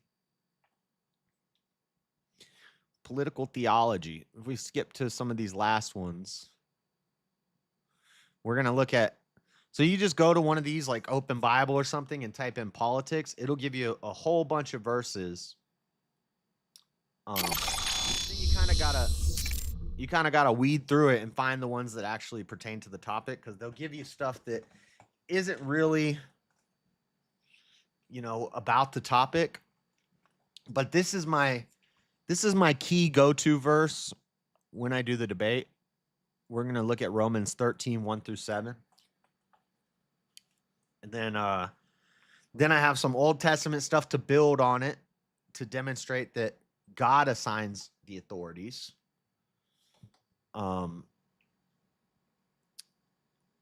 And why we should change the world, or we should work to positively affect the world. We can't change the world. So we're just going to look at some of these verses, and I'm going to write some notes down. But Romans 13, 1 through 7 is like my go-to. It's the important part. Let every person be subject to the governing authorities, for there is no authority except from God, and those that exist have been instituted by God. Therefore, whoever resists the authorities resists what God has appointed, and those who resist will incur judgment.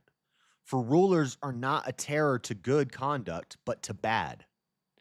Would you have no fear of the one who is in authority? Then do what is good, and you will receive his approval, for he is God's servant for your good. But if you do wrong, be afraid, for he does not bear the sword in vain. For he is the servant of God, an avenger who carries out God's wrath on the wrongdoer.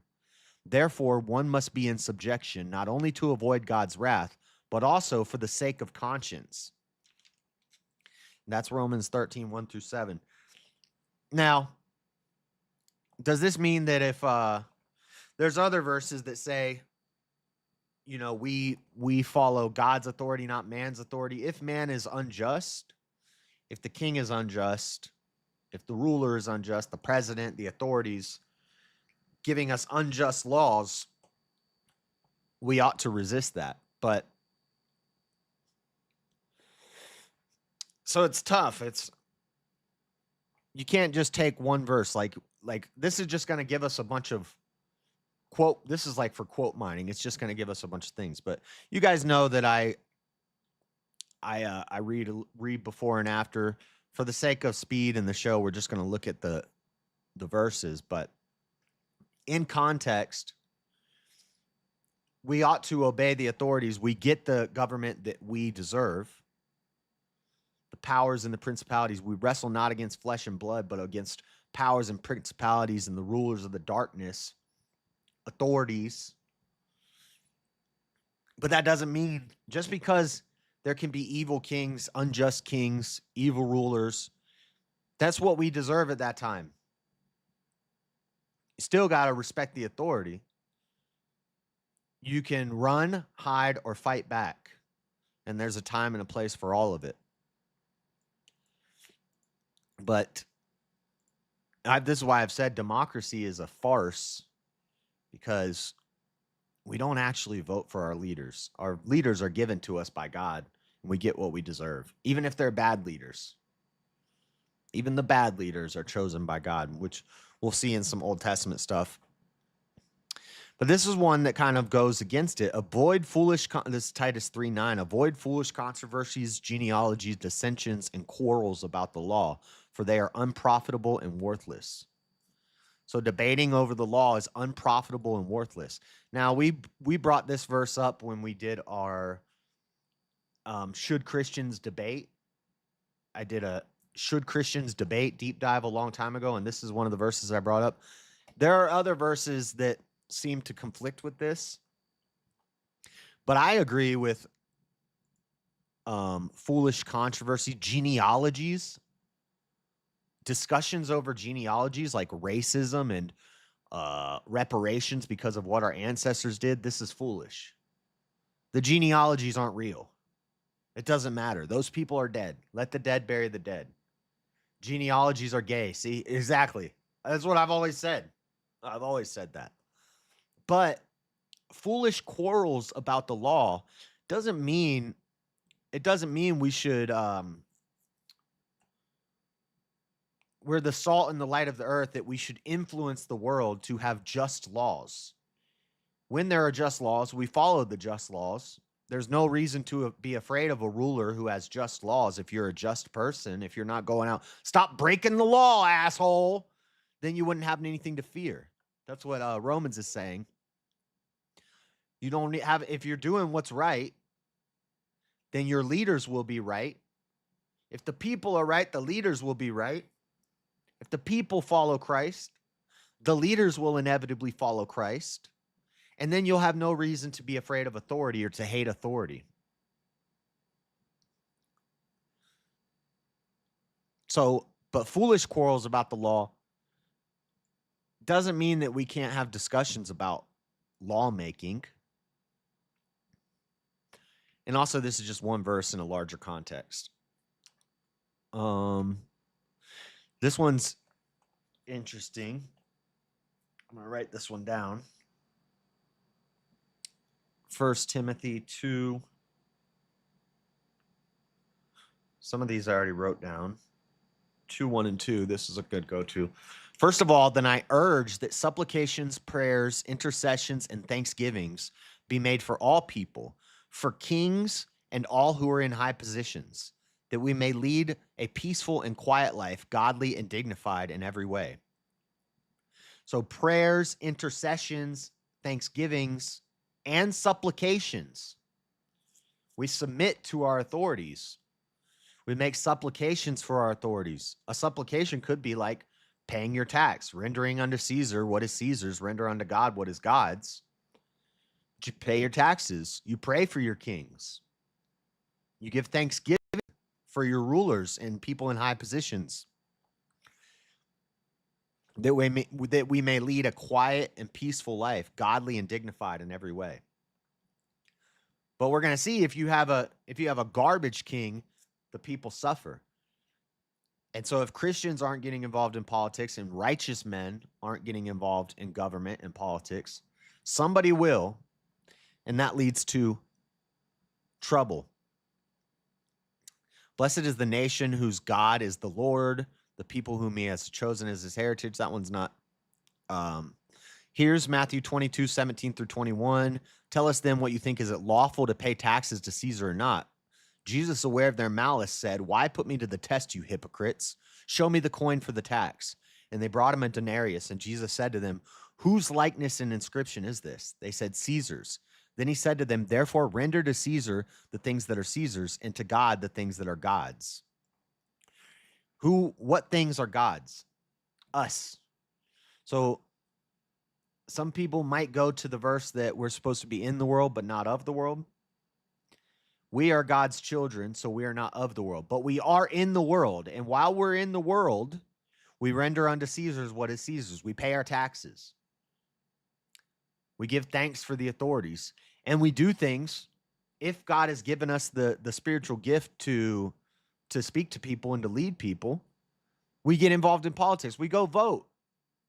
If we live in a country where we can vote to make some sort of change, then we do it. We render, that's rendering unto Caesar's. Casting a vote is like rendering unto Caesar what is Caesar's. Doesn't mean we're voting for a new God.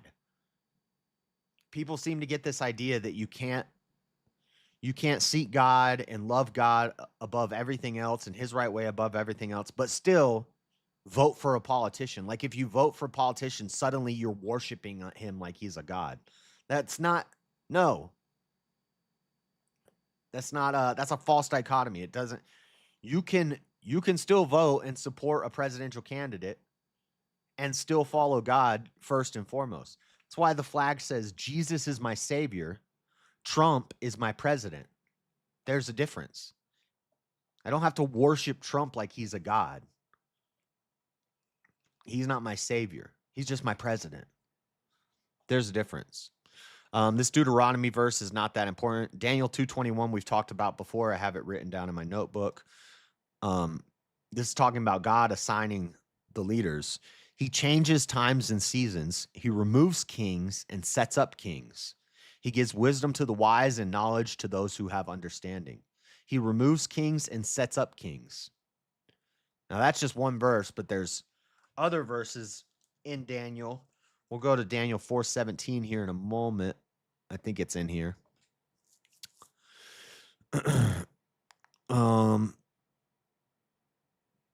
Our citizenship is in heaven, and from it we await a Savior, the Lord Jesus Christ. That's a verse you could use to go against this, the idea that God, Christ is the only king.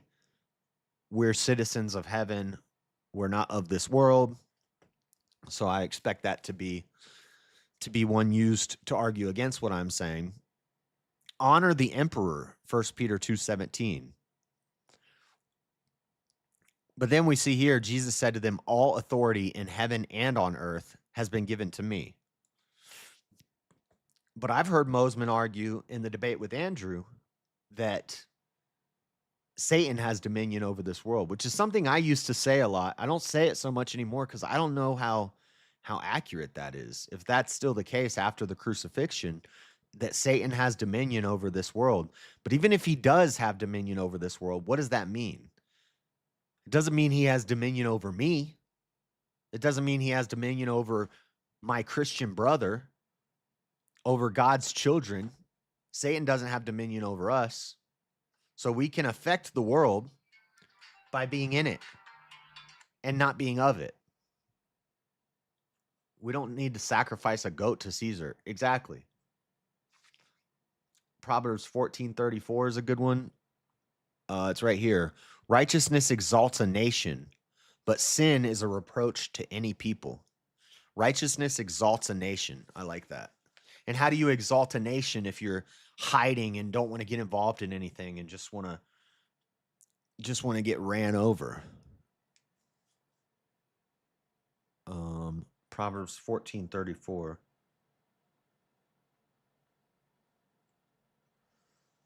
$13, 14:34. Oh, I have that wrote down over here already. Righteousness exalts a nation.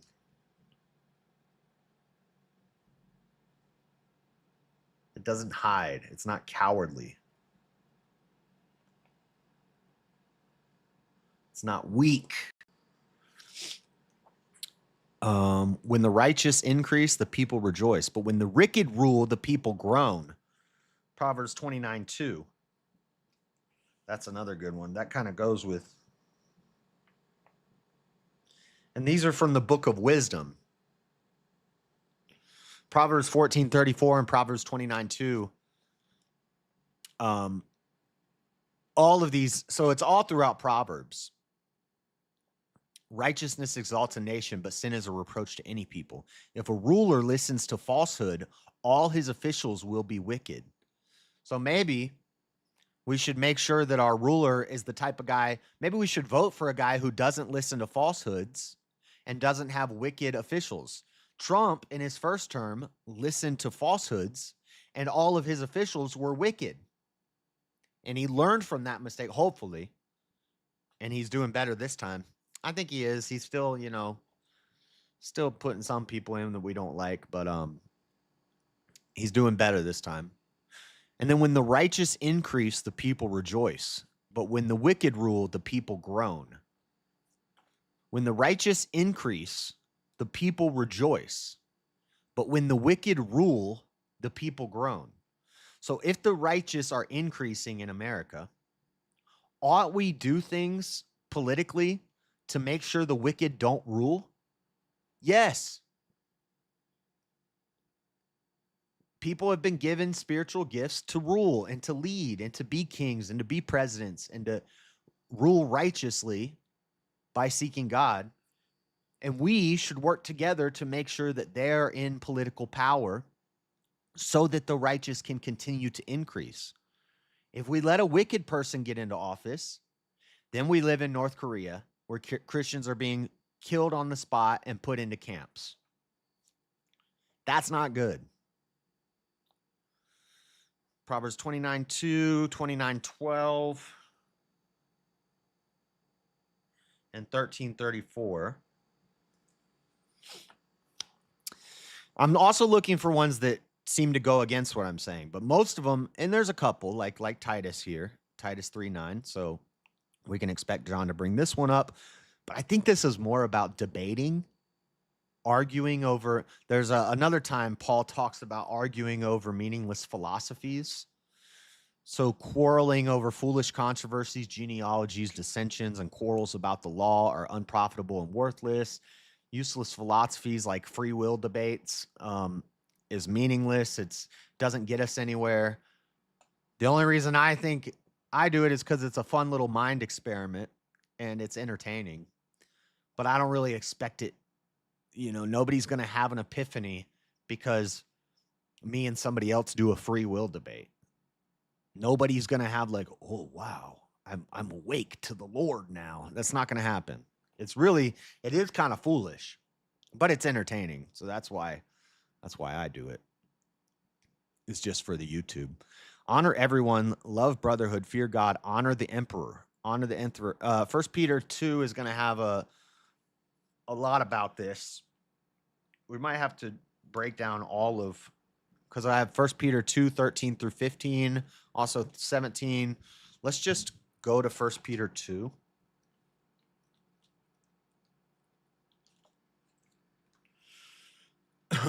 Galatians, Ephesians, Philippians, Corinthians. I forget. Matthew, Mark, Luke, and John, Athlon, and Romans, 1 Timothy. Where the heck is Peter? Oh, I found it. Okay. Let's look at 1 Peter 2.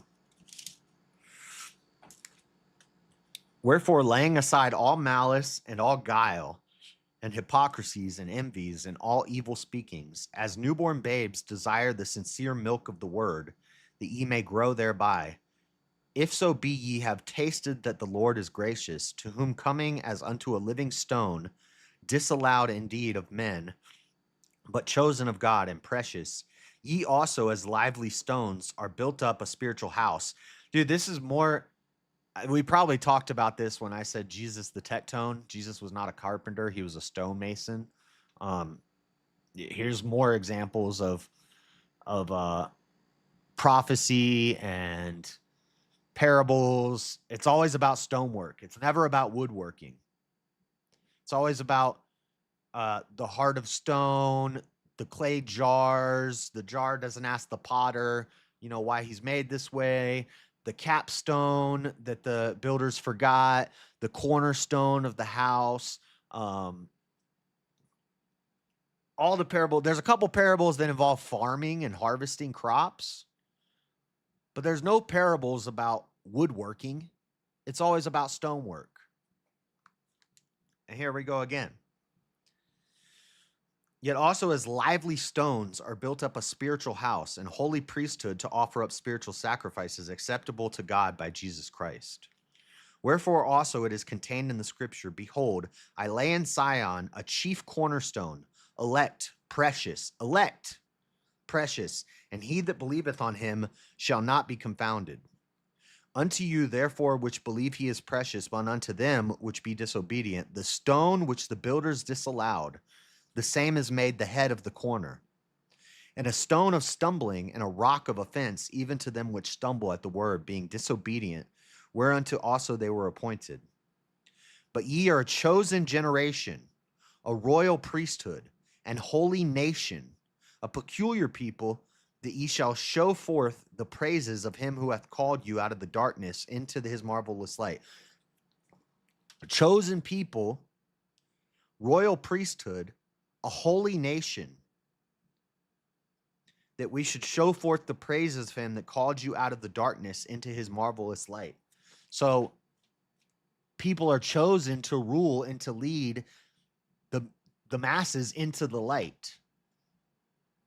And that's why we see nations that, specifically Western nations, that have some sort of foundation in God, seem to excel Why other nations that are doing baby sacrifices to Baal seem to disappear into the wind. Which in time past were not a people, but are now the people of God, which had not obtained mercy, but now have obtained mercy. Dearly beloved, I beseech you, as strangers and pilgrims, abstain from fleshly lusts which war against the soul. Having your conversation, that's politics right there. You're telling the people to abstain from fleshly lusts. This is how we organize groups of people in society with laws and ought claims. Like, you ought not have butt sex with each other. That doesn't do good for society. And our leaders ought not allow that. And we ought put in place people who would not allow sort of things like that. Fleshly lusts. Having your conversation honest among the Gentiles, that whereas they speak against you as evildoers, they may be your good works, which they shall behold, glorify God in the day of visitation. Submit yourselves to every ordinance of man for the Lord's sake, whether it be the king as supreme, or unto governors, as unto them that are sent by him for the punishment of evildoers, and for the praise of them that do well. There you go. There you go. So that's 1 Peter 1, I think 13 through 17 is all relevant. 1 Peter 1, 13 through 17. So 13.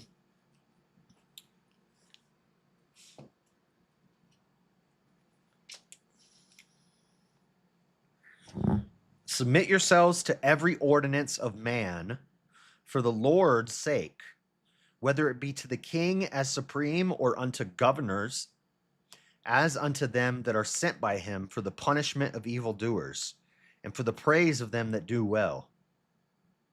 So we ought to punish evildoers, and then this will tie in with Romans 13, which talks about how God assigns the authorities that wield the sword of wrath against wrongdoers.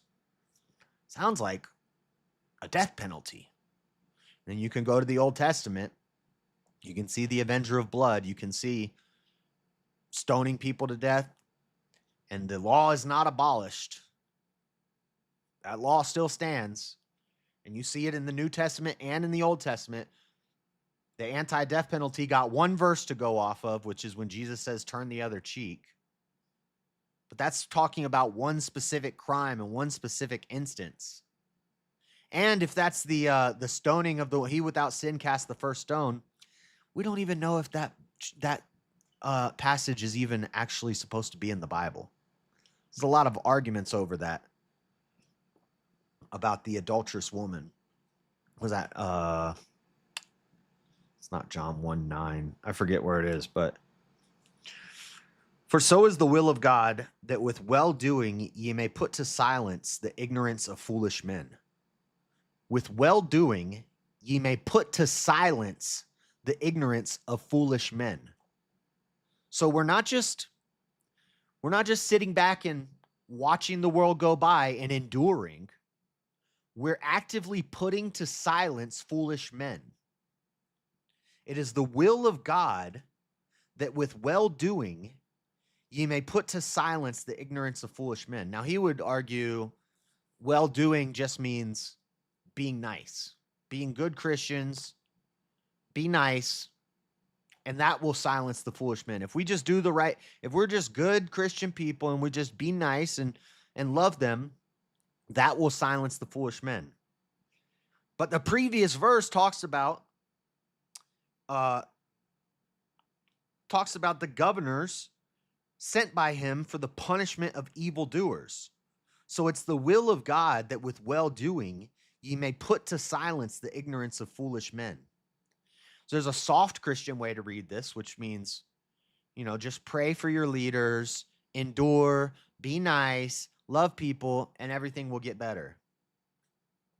Or there's a more of a strong Christian exegesis of this, which says God is going to put men into government. If we do right, Christians are going to live in places where the governing authorities are going to be righteous men who are going to silence evildoers and wield the sword of wrath against evildoers. Seems like it's kind of political. For so is the will of God, that with well-doing ye may put to silence the ignorance of foolish men. As free and not using your liberty for a cloak of maliciousness, but as the servants of God. So you're free of man, but you're a servant of God. You're not using your cloak of freedom for maliciousness, but you're using it as a servant of God, which means being active. You're actively a servant of God. The word communicate unto him that teacheth in all good things. Galatians 6, 4-6. Let every man prove his own work, and then shall he have rejoicing in himself alone, and not in another. Every man shall bear his own burden. Let him that is taught in the word communicate unto him that teacheth in all good things. Chosen people is a reference to the people of Israel, though, isn't it? Do you find debates feed into the ego of those debating? Sometimes, yeah. Especially if you get popular and like you blow up with it. A lot of people, their ego seems to blow up. Are you sending this as a counter, like a counter argument, Matthew? Galatians 6:4? Are you trying to?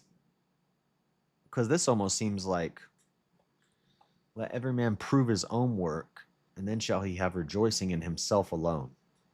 So is this kind of seems like a more of an anarchist type verse? There are some verses in the Bible that seem to point towards Christian anarchy. I would just argue that that's just another political system.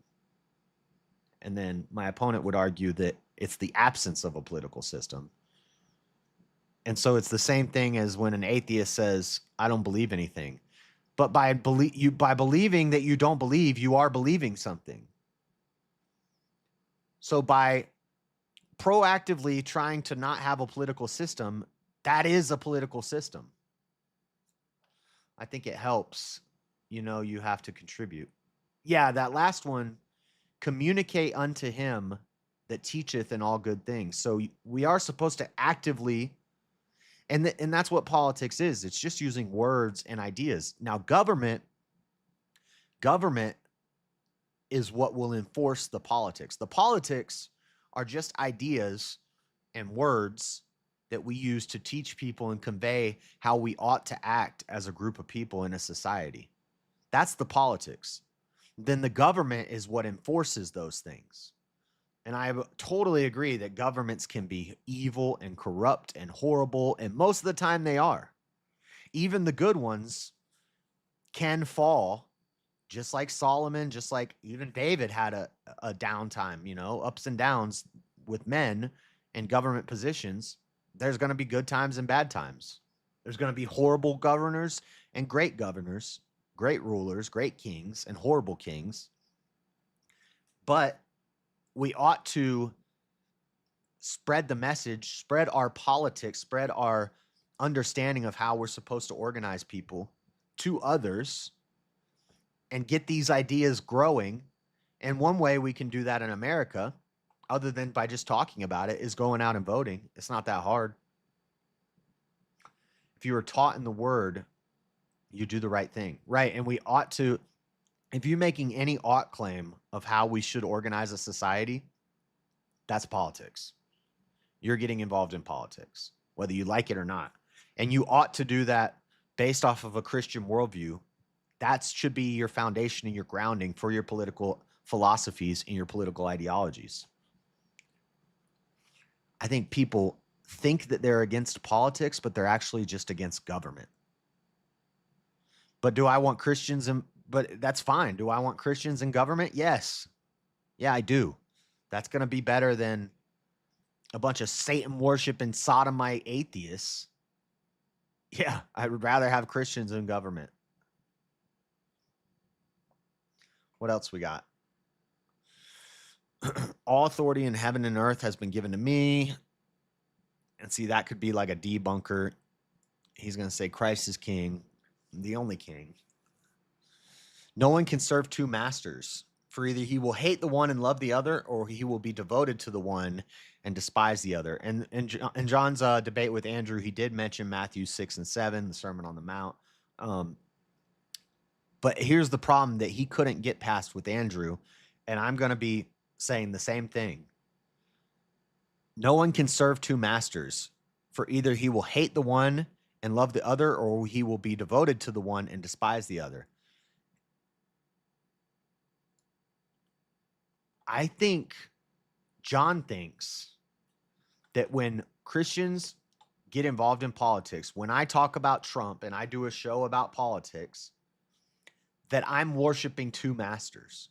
And a lot of people have this false preconception that Christians who are Trump supporters are worshiping Trump like they worship Jesus.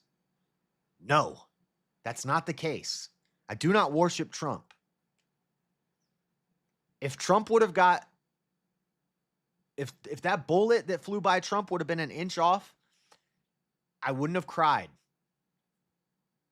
It would have been content. I would have talked about it for weeks. We would have done a live stream to cover it, just like we did a live stream to cover the attempt. But I'm not going to cry myself to sleep. I'm not going to say, oh my God, America's over. Trump was assassinated. What are we going to do? No, I would cover it like I would cover any other piece of news. We would talk about it and we would move on. Within a couple months, we'd be on to the next story. I do not worship Trump.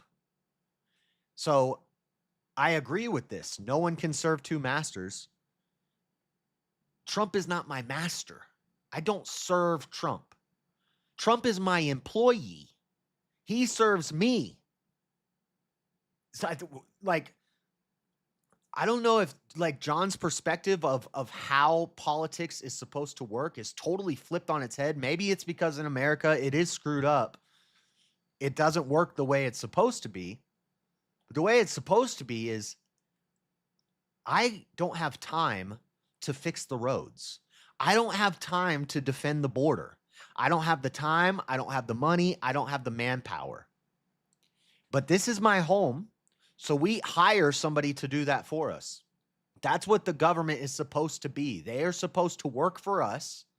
We don't have time to do all this stuff, so we hire them to do it by electing them. That's the way it ought to be. Trump doesn't care if you cry or not. Yeah. And guess what? I've never given him a dime. I've never donated a dime to Trump. And even if I did donate money to Trump's campaign, that doesn't mean that I'm worshiping Trump or I'm serving a master as Trump.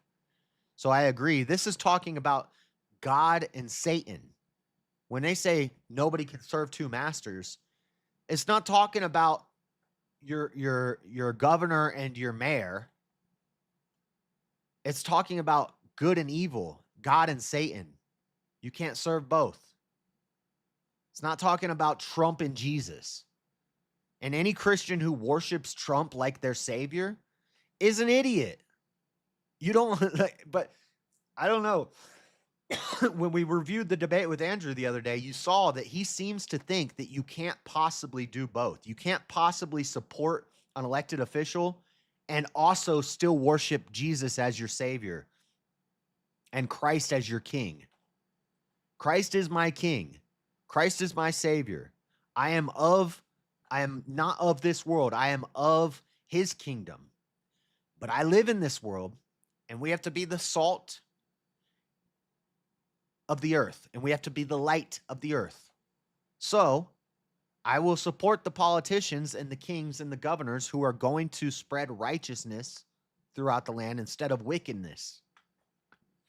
Because while we're in the world, we need to spread the truth to all nations. We can't do that if we're all being murdered and locked up in concentration camps. What's the prompt of your debate with John? Christianity should not be political. Originally, it was the politicization of Christianity is wrong. And then it said and then it was politics and Christianity is bad. Now it's Christianity should not be political. It's all just different ways of saying basically Christians shouldn't be political. Politics and Christianity don't mix, is his argument. And I'm saying, I told him my argument is your politics ought to be informed by your worldview. Your theology is going to inform your politics, and that's unavoidable, and that's a good thing. No, I'm the negative. He's affirming that politics and Christianity don't go together. And I'm saying, well, I don't even have to argue that it's a good thing. I just have to argue that it's not a bad thing. So I'm saying it's not inherently good or bad, but that Christianity cannot be politicized because Christ's kingdom is not of this earth. Nothing that happens with the world politics is going to affect Christ's kingdom. Nothing that happens in this world with the politics, with the governments, is going to affect Jesus' kingdom because it's already established. You can't politicize Christianity. It's not doable. So he's saying it's bad. I'm saying it's not even a question. It's not bad or good. It's not a real thing. You can't politicize Christianity. We Christianize politics, and we ought to do that. I don't know if this helps with Psalms 33:12. I think we might have that wrote down already. We do have some in Psalms. Psalms 33:12. Yeah, I got it. We just read that one. Blessed is the nation whose God is the Lord, the people whom he has chosen as his heritage. There's more from Psalms. We got a lot from Proverbs. See, some of these are kind of irrelevant. May his days be few, may another take his office. Righteousness exalts a nation, but sin is a reproach to any people. If we have a righteous king, it's going to be a good thing.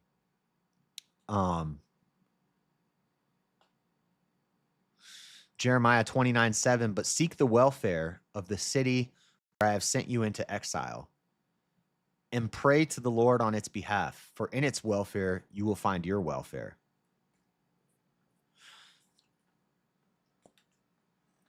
And but he's going to say praying for our government isn't making Christianity political. Even if you're taking time out of your day to pray for your leaders, which we ought to do as Christians, that's making Christianity political, and that's not a bad thing.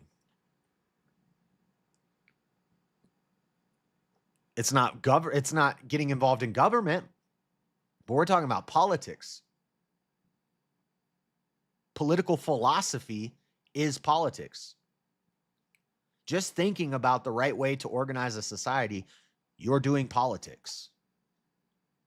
That's a political ideology. If you say, we ought not allow murder. Okay, well, where's that? Where's your foundation of that? Why should we not allow murder? Well, because God said so. Because it's in the 10 Commandments. Because God is the moral arbiter of what is right and wrong, and he put that on our hearts that we all know murder is wrong. So we ought not to allow murder in a society. You just did Christian politics. Congratulations. You just made Christianity political. That's it. Debate won. It's over. If you make any ought claim about how a society should be organized, even if it's an anarchical system, even if you want anarchy and you say, I would like society to be where we all just voluntarily be nice to each other and share stuff, and there's no property rights. He'll try to deny this, but this is an integral part of anarchy, is no personal property. And this is why Christian anarchy, Tolstoy was pro this, because some of the stuff of the disciples, they do seem like anarchists. They didn't have an idea of personal property. They just shared everything, which is great. If everybody's a Christian, it's great if we can all just share everything and not have any borders and not have any personal property and not have any law enforcement and not have any militaries, not have any armies, not have a standing army. This would be great. But even if you say this is how we ought to have society be formed, that's your Christian worldview influencing your political philosophy. It's unavoidable. You can't stop it. Can wicked rulers be allied with you? Those who frame injustice by statute, they band together against the life of the righteousness and condemn the innocent to death. Psalms 94, 20 and 21. Can wicked rulers be allied with you? Those who frame injustice by statute, they band together against the life. So this kind of ties to that other verse we read in Romans 13, 1 through 7, where it says we need to, respect the authorities because they were put in place by God. But if the law is unrighteous, if it's an unrighteous, wicked man in a position of authority and his laws are unrighteous, then we know that this is going to lead to a downfall. We don't have to ally with them. We don't have to be allied with wicked rulers. They band together against the life of the righteousness and condemn the innocent to death. And this is what happens when Christians don't get involved in politics. You get wicked rulers, and they condemn the innocent to death.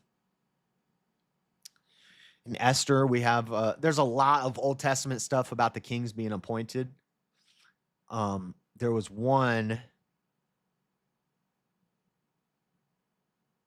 Oh, okay. So I've talked to Mosman before, and I said, what about when God put a king over Israel?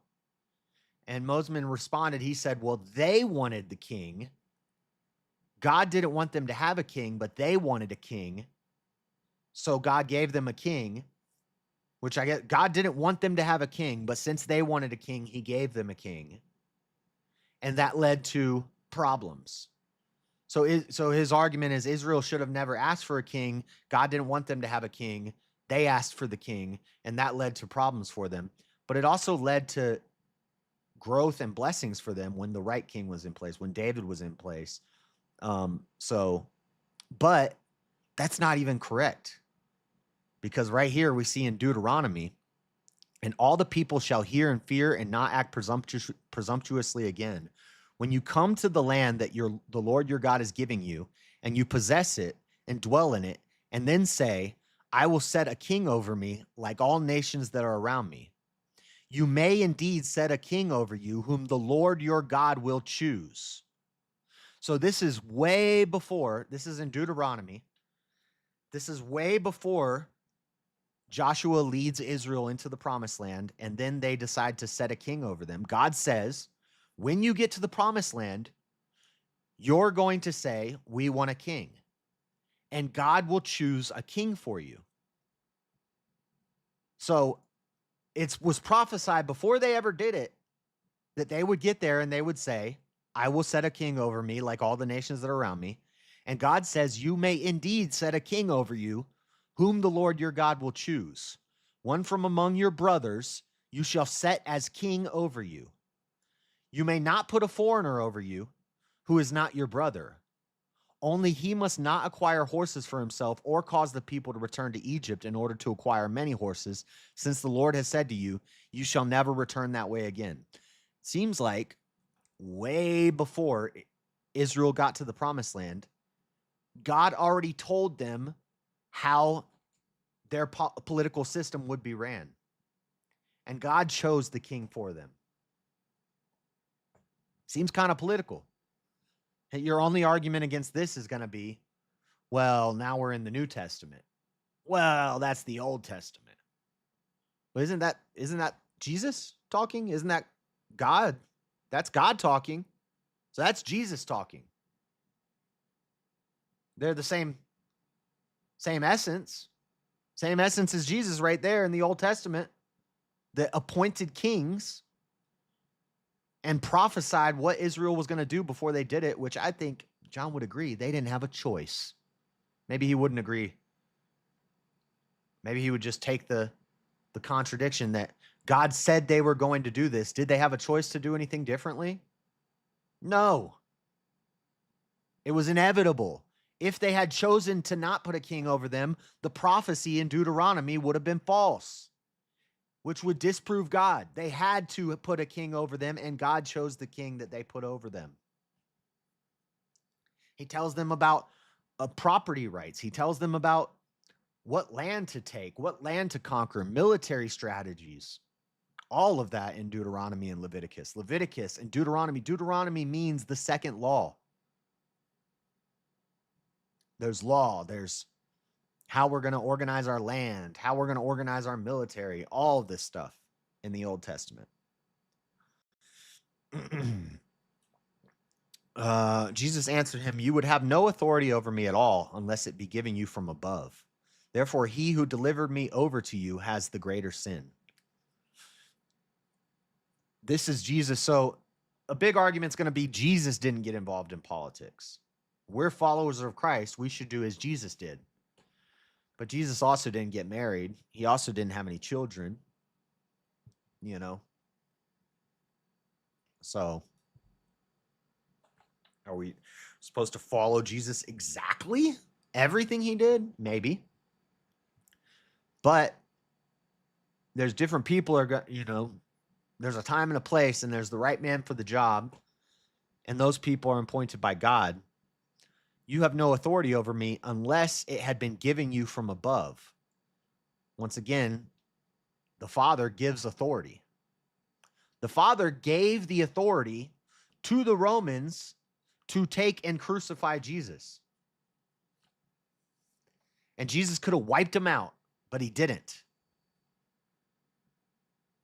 Because he respected the authority. Even if they were doing something evil, he had to have some respect for his authorities.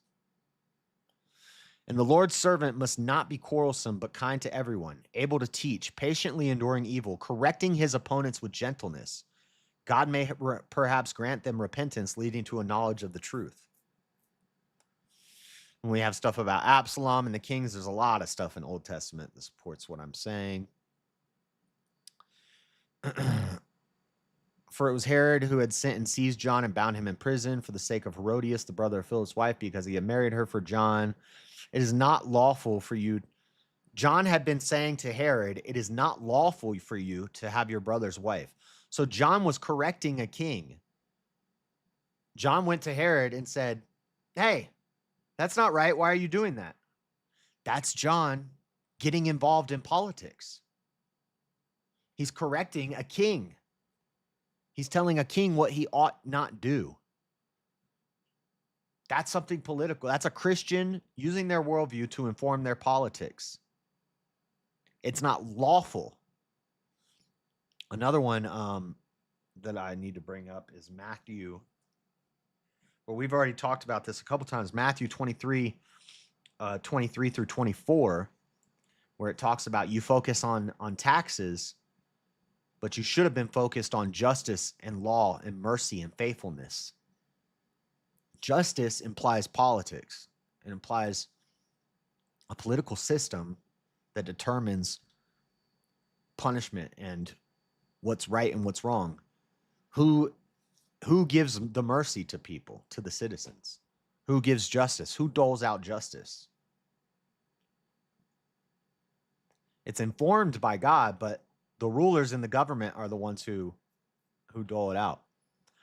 The earth is given into the hand of the wicked. He covers the face of its judges. If it is not he, who then is it? That's Job. And this is where we're going to get Satan has dominion over the earth. It's from this book right here. He covers the faces of its judges. But I would ask, does Satan have dominion over Christians? Are these righteous men or are these worldly men? Satan can't cover the face of a son of God. Satan can't. We don't serve him. He's not our master. Satan affects his children. So when they get into power, we have a problem.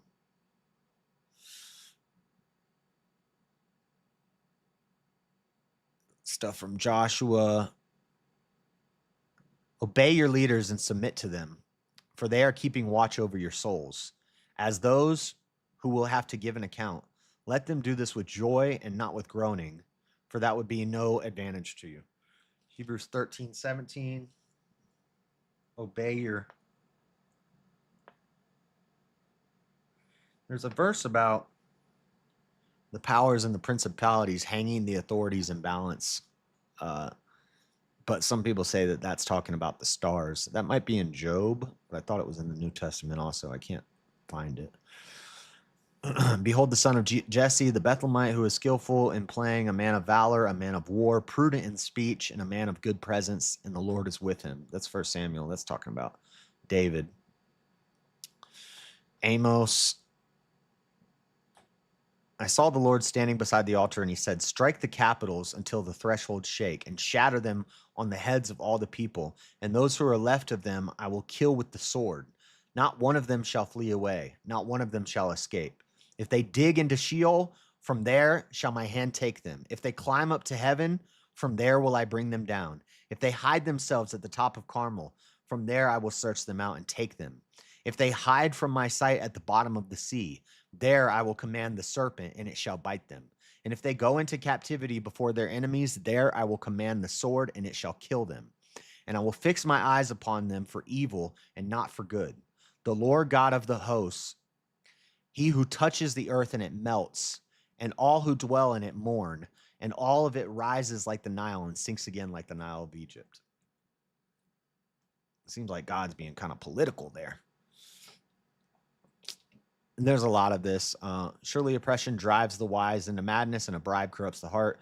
Better is the end of a thing than its beginning, and the patient in spirit is better than the proud in spirit. Be not quick in your spirit to become angry, for anger lodges in the hearts of fools.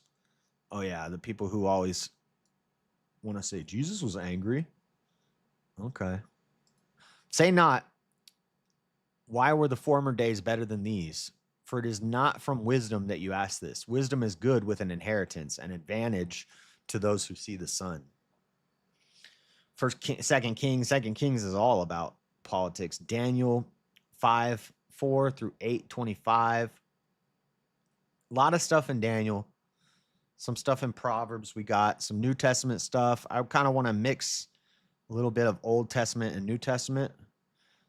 Numbers 31:3. So Moses spoke to the people saying, arm men from among you for war, that they may go against Midian to execute the Lord's vengeance on Midian. He would say, well, those were Jews. They weren't Christians. So that doesn't count. Exodus 18:20 through 26. And you shall warn them about, this is talking about how you teach your children, about statutes and laws, and make them know the way in which they must walk and what they must do. Moreover, look for able men from all the people, men who fear God, who are trustworthy and hate a bribe, and place such men over the people as chiefs of thousands, of hundreds, of fifties, and of tens. And let them judge the people at all times. Every great matter shall they bring to you, but any small matter they shall decide themselves. So it will be easy for you, and they will bear the burden with you. If you do this, God will direct you. You will be able to endure, and all this people will also go to their place in peace. Oh, this is the, and I knew I was going to bring up the tens and the hundreds and the thousands from Exodus. It's just so convenient that they use the word endure, because when John debated Andrew kept saying, so what should we do as Christians? Without getting involved in politics, what should we do? What should we do? And John just kept saying, endure, endure, endure. We just need to endure. Conveniently in Exodus, it tells us that if we place righteous men above the thousands and above the hundreds and above the fifties and above the tens, then God will direct us and we will be able to endure.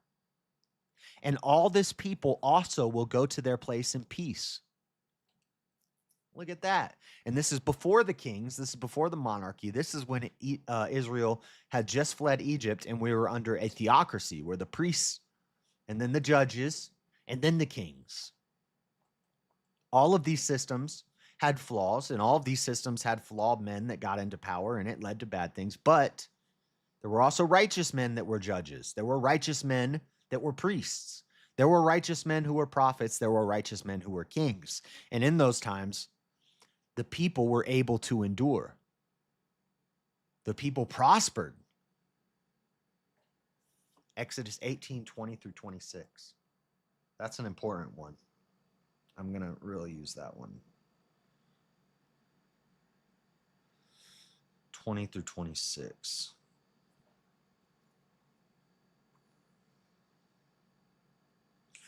Rulers over tens, hundreds, thousands.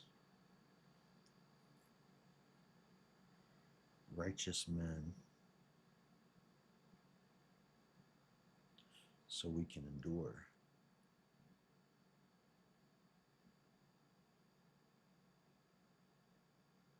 All right. I think we got enough for tonight. I need to go kind of early tonight because I still got to walk Echo. So at 8:45, we got a bunch of verses. We're done with the Bible part. We're done with studying our opponent. I've got all my notes and my arguments formed and my idea web put together. I'm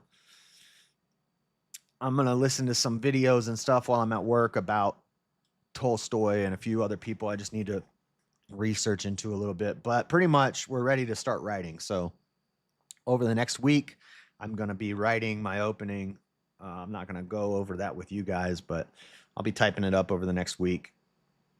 On the 5th, hopefully it happens.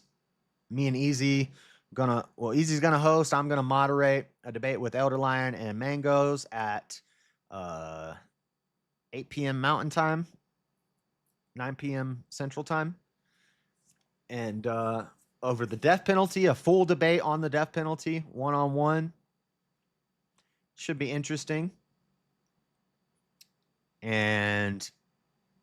And then this debate will happen on the 12th. So over this next week, I'll write up my opening, and then I'll just be practicing my opening and getting the time right and all that stuff. So, Dean, stop with the big cheese crap. It's annoying. Every 10 minutes, big cheese. What is that? Stop it. It's irritating me. I don't know if this helps. Psalms 33:12. Oh, I think we got that one already. But I'm going to head out, guys. Thank you for watching. God bless everybody. I'll see you tomorrow. We got to catch up on our Bible study stream. So tomorrow morning we'll do some more reading out of 2 Kings. But I got to go walk Echo and go to work. So thank you guys again. I'll see you later. We out. Peace.